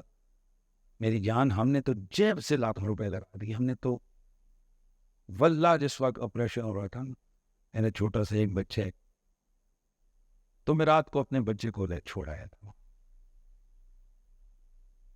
کہ یار رسول اللہ کی ختم نبوت پہ میں وہاں میں پہلے خود گیا تھا، یہ آپریشن کے دوران ہے وہاں رہوں گا کہ اگر مرنا ہے تو پھر میں مر جاؤں. پھر مائیوں نے کہا جی کہ پیچھے باقی دیگر تنظیم معاملات ہیں، تو اب پر یہ ڈیٹیل ہے، لیکن میں آپ کو بتا رہا ہوں میری ایک چھوٹا سا بیٹا تھا، میں اس کو میں کہا یا رسول اللہ قبول کر لیں آپ اس کو. ہم تو اتنے مخلص ہو کر گئے. اللہ بابا جی کے زمانے کی بابا جی کی بات کہ ساری دنیا کو پتہ ہے کہ ہم نے اس کے لیے اس ٹھنڈی راتوں میں آپ کو بتا رہا ہوں کہ ہم نے گھروں کے بستر اٹھا کر مجاہدوں کو دے دیے تھے. ہمارے بچے نیچے فرش پہ کملوں میں سوتے رہے. میری جان بارش ہو رہی تھی تو ہمارے گھر کی تقریباً اکثریت ہی ہم نے کمبل بلکہ ایک تو چادریں بھی جناب ہم نے اٹھا کے دے دی تھی. میری وائف خود کھانے پکا کر کہتی تھی کہ بھئی یہ بھیج دیں، کوئی تھوڑا یہ جتنا آئے یہ جائیں دیں حضور کے مجاہد. لیکن یہ اس وقت پکچر یہی ہے. لیکن بعد میں جس وقت ہم نے دیکھا تو کیا نواز شریف حکومت کے خلاف اسٹیبلشمنٹ اس مذہبی چیز کو، اس جذبات کو کیا سیاسی طور پر استعمال نہیں کر رہی. لا الہ الا اللہ محمد رسول اللہ قسم اٹھا کر آپ بتائیں یا ہم بتائیں یا وہ بابا جی، ہمیں تو کوئی 10,000 قسمیں دے، ایک لمحے کے لیے بھی ہمارے اندر یہ خیال ہی نہیں تھا کہ ہمیں کوئی استعمال کر رہے ہیں، ہم کسی کے لیے استعمال ہو رہے ہیں، یا ہمارا کوئی ذرہ برابر بھی سیاسی مقصد ہے. ہم تو ختم نبوت کے لیے کھڑے. لیکن بعد میں 2 سال 4 سال بعد پتہ چلا جی کہ اچھا پیچھے میں یہ بھی معاملات. ٹھیک ہے، ایک پورے پلان کے تحت پورا ایک لانچ کیا گیا پورا سلسلہ، تاکہ بہرحال وہ ایجنسیوں کی چیزیں ہوتی ہیں، ہم ان پہ کیا بات کریں. تو بتائیں کہ ایسا ہوا کہ نہیں. تو جب آج کے دور میں اتنا انٹیلیجنٹ زمانہ ہے، اتنی ٹیکنالوجی ہے، اتنے سورس ہیں، مواصلات ہے، سارا کچھ ہے، جب آج ہمارے نزدیک اتنے سیانے بن رہے ہیں ہم، ہمارے نزدیک بہت ساری چیزیں ہیں وہ کہ پکچر واضح نہیں ہوتی، ایک پروپیگنڈے کے تحت ہم لوگ آ جاتے ہیں. تو جس دور میں کوئی ذرائع مواصلات نہیں ہے، کوئی موبائل نہیں ہے، کوئی ٹیلی فون نہیں ہے، اور دور بھی وہ سچا دور ہے جو بندہ بات کہتا ہے اللہ اس کو مان لیتا ہے. آپ کیا کہتے ہیں اس وقت صحابہ کرام کو کنفیوژن نہیں ہو سکتی؟ اب کیوں ہر بندہ نیگیٹو جا رہا ہے، نیگیٹو جا رہا ہے، نیگیٹو جا رہا ہے؟ ٹھیک ہے، تو صحابہ کرام میں سے ہر شخص اپنے آپ کو رسول اللہ کی کسی نہ کسی حدیث کے ساتھ اس نے جپڑا ہوا ہے. حضرت عبداللہ بن عمر کی ایک اپنی دلیل، وہ یہ کہتے ہیں کہ رسول اللہ نے فرمایا تھا کہ اپنے اوپر اگر تمہارا کالا حبشی غلام بھی حاکم بنا دیا جائے نا تو تم جناب اس کی بھی اطاعت کرنا. نہیں پسند کر رہے تھے اس کو، جب ہو گیا انہوں نے کبھی ہو گیا تو چلو اب فتنہ اور وہ کھوا نہ ہو. امام حسین دوسری حدیث میں عمل کر رہے تھے کہ جابر حکمران کے سامنے کلمہ حق کہنا یہ سب سے بڑا جہاد. سمجھ رہے؟ ہر ایک بندہ اس کے سامنے رسول اللہ کا کوئی نہ کوئی فرمان تھا. اب اس میں کس نے جو ہے نا وہ رخصت کو پایا، کس نے عظیمت کو پایا، وہ تو زمانہ نہیں دیکھ رہا کہ آج گلی گلی نعرے کس کے لگ رہے ہیں حسین حسین حسین. اسی لیے تو ہو رہا ہے کہ امام علی مقام نے عظیمت کا وہ اعلیٰ درجہ پائے. صحابہ کرام رخصت کے امن کو کہیں گی تو رخصت پہ آگے. تو ایک آدمی سفر کے دوران روزہ اگر کھاتا ہے اس کو رخصت ہے نا، آپ اس کو تانا دے سکتے ہیں اچھا کٹا کھانا کھا رہے ہو بھائی، اللہ کے رسول نے، اللہ نے اس کو رخصت دی ہے، تو کون ہے بات؟ تو رخصت پہ عمل کر رہے ہیں. اور جو عظیمت میں زمانہ اور ان کے گیت بھی گائے. ہم جو زمانے میں ہوتے کہ بلا کے ہے جس دیکھیں دیکھیں دیکھیں دیکھیں دیکھیں بھگوانی صاحب کہنا بڑا آسان ہے. آج کے دور میں آپ کہیں تو کس کہاں کھڑے ہیں آپ؟ بھائی میں سوال کر رہا ہوں، آپ نہیں، آپ کو چھوڑیں. ہر بندہ سوچے نا آج ہم ہیں تو کہاں کھڑے ہیں؟ آج تو ہم سے اہل بیت اطہار کا ذکر اگر تھوڑا سا دو لوگ شیعہ کہتے ہیں، ہم تیسرے دن ذکر اہل بیت چھوڑ دیتے ہیں. 2 فتوے لگتے ہیں، چوتھے دن ہم لوگ اس رستے کو چھوڑ دیتے ہیں. یہ نہ کہیں کہ اس وقت ہم ہوتے تو کیا پتہ، اللہ نہ کرے اللہ نہ کرے اللہ نہ کرے، ہمارا کیا پتہ یہ نفس اتنا قابو نہ کر سکتا. آج ہمیں تھوڑی سی جیلوں کا ڈر، پرچوں کا ڈر، کیا کیا کئی لوگوں نے کیا کیا چیزیں نہیں کر دی ہیں صرف اس وجہ سے جی پولیس کے چھاپے پڑے ہیں. کئی لوگوں نے کیا راتوں رات کیا دین کے حوالے سے کئی چیزوں کو نہیں چھوڑ دیا انہوں نے. میری جان ذرا سوچیں آپ کیا کیا نہیں ہوئے. اور کئی وہ ہیں کہ جن بیچاروں نے، آپ تحریک لبیک کے لوگوں کو ہی آپ دیکھ لیں. میں سیاسی میرا نہیں ہے لیکن جو چیز ہے وہ ہے. اور پھر میں ایک سیاسی بات بھی یہاں کروں گا. آج عمران خان صاحب کو میں بالکل کھل کے کہتا ہوں، اس کو سیاسی نہ سمجھے، لیکن کوئی سمجھتا ہے تو جائے جانوں میں سمجھے کہ اس وقت یاد ہوگا میں آپ کے اسی کراچی میں ادھر ہی بیٹھ کے رمضان کے مہینے میں چیخ کر کہہ رہا تھا کہ نہ ظلم کرو ان روزے داروں پر. تو بتائیں کیا لاہور کی سڑکوں پر 40 لوگوں کو شہید نہیں کیا گیا؟ وہ تو ایک مذہبی مطالبہ لے کر کھڑے تھے. آج ان کو کریک ڈاؤن یاد آیا کہ ان کے گھروں میں فلانے کی بہن کو جناب پکڑ کے نکالے فلانے. کیا اس وقت سید زادیوں کو جناب جا کر بڑے بڑے سفید داڑھی ریشوں کو سیدوں کو نہیں گھسیٹا گیا، جس پر میں چیختا روتا رہا میں پروگراموں میں کہ یہ آل رسول کی بدبی کر رہی ہے یہ پولیس بھگتو. یہ تو اللہ تعالیٰ نے کرنا ہے، عمل کا ایک رد عمل ہوتا ہے، اس کا رد عمل لے رہے ہیں یہ تو ٹھیک ہے. آج بھی میں کہتا ہوں کہ عمران خان صاحب سچے دل سے معافی مانگ لیں، ان شہداء سے معافی مانگیں اور ان لوگوں سے، ٹھیک ہے، کہ جن لوگوں کے ساتھ ان لوگوں نے زیادتی کی ہے. بھائی ایک رات میں 45,000 بندہ انہوں نے جیلوں میں ٹھوسا ہے، بھول گئے یہ لوگ. اور یہ اب اگر یہ کہیں کہ جی میرا نہیں ہمارا وہ اسٹیبلشمنٹ کا تھا تو پھر منو نا، مان لو نا کہ پھر یہ اسٹیبلشمنٹ ہوتی ہے کہیں نہ کہیں، پھر یہ کہانی ڈال جاتی ہے.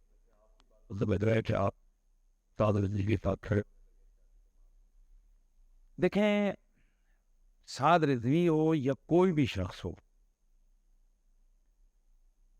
ہم بندہ نہیں دیکھتے ہیں، ہم نعرہ دیکھتے ہیں، ہم ویژن دیکھتے ہیں. عمران خان نے اقوام متحدہ میں ناموس رسالت کی بات کی تو سب سے پہلے میں نے میڈیا پہ اس کو اپریشیٹ کی ہے، ٹھیک ہے. ابھی شہباز شریف لوگوں نے اقوام متحدہ میں قرارداد پیش کی ہے، میں نے اپریشیٹ کی ہے. بھیا ہم وہ دماغ خراب لوگ نہیں ہیں، لیکن بات یہ ہے کہ کیا سعد رضوی ٹھیکیدار ہے دین کا؟ کیا سعد رضوی پر ہی فرض ہے کہ جب بھی کوئی مسئلہ ہو قرآن جلے تو یہ ٹویٹر پہ یہ آ کر شروع ہو جاتے ہیں کدھر ہے سعد رضوی؟ اور تم مسلمان کے بچے نہیں ہو، گستاخی ہوتی ہے، کدھر ہے ٹی ایل پی کے؟ یعنی تم اس کا مطلب ہے کہ خود اس بات کا اعلان کر رہے ہو کہ اس کا مطلب ہے دین کا ڈیفینڈ کرنے والے یہی لوگ ہیں. ٹھیک ہے، تو بات یہ سعد رضوی اگر اچھا کام کرے گا، سعد رضوی کیا کوئی بھی بندہ ہو، لیکن ظاہر ہے سعد رضوی کے ساتھ ہمارا ایک ایمانی اور مسلکی تعلق بھی ہے، تو وہ اگر اچھے ویژن پہ کھڑو گے تو ہم ساتھ کھڑے. ہم یہ عملی سیاست میں نے کبھی اس سے پہلے بھی حصہ نہیں لیا، آئندہ بھی کوئی پتہ نہیں ہے، لیکن ابھی میں سیاسی طور پر کسی جماعت کا کارکن نہیں ہوں، لیکن ویژن اگر کسی بھی جماعت کا کسی لیڈر کا اچھا ہوگا ہم اس کو سپورٹ کریں گے. یہ تو یار منافقت ہے کہ کھمبا کھڑا کر دے اس کو دے دو، یار کھوتا کھڑا کر دے گا کھو، یہ تو کھوتوں کو ووٹ دو گے، کھمبوں کو دو گے. یار انسان ہو تم، انسان ہو کر تم کھمبے کو اسٹیمپ لگاؤ گے. میں کہتا ہوں کہ میرا اگر کوئی لیڈر ہے نا پسندیدہ ترین بھی، اگر وہ بھی گندا آدمی کھڑا کرے گا میں اس کو ووٹ ہاں مثلا اگر میں ٹی ایل پی ہے میں اس کو جوائن کرتا ہوں. ایک قسم کی تمام ان سیاسی جماعتوں میں دین کے حوالے سے کم از کم آواز اٹھانے والے سب سے آگے تو یہی ہے نا. بھائی ہم تو مسلمان ہیں، دین والے لوگ ہیں، ہمیں تو دین کی بات دیکھنی ہے نا. باقی باتیں یہ ٹیوب ویل نہیں لگا تو سڑک نہیں بنی، یہ تو بات کی بات. انہوں نے ساروں نے کیا کر دیا، پوری امت کا بیڑا غرق، قوم کا بیڑا غرق کر کے قوم کو جناب ڈیفالٹ کے دانے پر لے کر آنے. لیکن بات یہ کہ چلو دین کی بات اچھی ہو جی، بات تو کرتے ہیں نا یار، بات کر رہے ہیں. لیکن اگر سعد رضوی بھی کسی ایسے کینڈیڈیٹ کو کھڑا کرتا ہے جو میں سمجھتا ہوں یہ چرسی ہے، شرابی ہے، یہ لوچل فنڈر، میں اس کو بھی ووٹ دینا حرام سمجھتا ہوں. آزاد آدمی ایسی ہوتا ہے. ٹھیک ہے، خوبصورت خوبصورت. بس اب چند ایک لوگوں کے بارے میں رائے لینا چاہتا ہوں میں، اور اس پروگرام میں اختتام پذیر ہو جائے گا. آج کل سوشل میڈیا پہ ایک صاحب بہت ہی قابل ذکر ہے اور لوگ ان کے حوالے سے گفتگو کر رہے ہیں، گویا ایک مسلک سے ان کا تعلق ہے مگر پاکستان میں نہیں ہوتے. لوگوں کا کہنا ہے کہ بڑا منطقی حوالہ دے کر اور بڑے انداز سے طائل کرتے ہیں لوگوں کو. حسن اللہ یاری صاحب کے حوالے سے کیا رائے ہے آپ کی؟ کوئی قابل آدمی ہے؟ دیکھیں حسن اللہ یاری صاحب کی میں نے زیادہ ویڈیوز نہیں دیکھی ہیں، چند ایک میں نے کلپس دیکھے ہیں، لیکن جو چند علماء سے جو ہے نا وہ پتہ چلا ہے وہ یہ کہ بنیادی طور پر تو ان کو خود شیعہ کمیونٹی آن نہیں کرتی ہے کہ جی وہ ان کا نمائندہ ہے. جب وہ کسی جماعت یا مسلک کا نمائندہ نہیں ہے تو ہم اس کو کسی مسلک کے نمائندے کے طور پر پیش نہیں کر سکتے. بنیادی طور پر وہ مقدسات اہل سنت کی کھلے عام توہین کرتا ہے، صحابہ کرام کی تکفیر کرتا ہے، صحابہ کرام کو گالم گلوچ کرتا ہے. تو ایسا آدمی ظاہر ہے شیعہ جو مراجع ہیں ان کا فتویٰ ہے کہ جناب مقدسات اہل سنت کو گالی دینا حرام ہے، تو یہ حرام کام کا ارتکاب کرنے والا آدمی. تو دوسری بات یہ ہے کہ وہ اپنی جگہ پر بیٹھا ہوتا ہے. بعض چیزیں ان کی ایسی سامنے آئی ہیں کہ جب وہ کسی بندے تگڑے بندے کے آگے پھنستا ہے تو اس کی کسی ایک بات کی شبہ، میں سے بات نہیں کرتا، میں سے بات نہیں کرتا.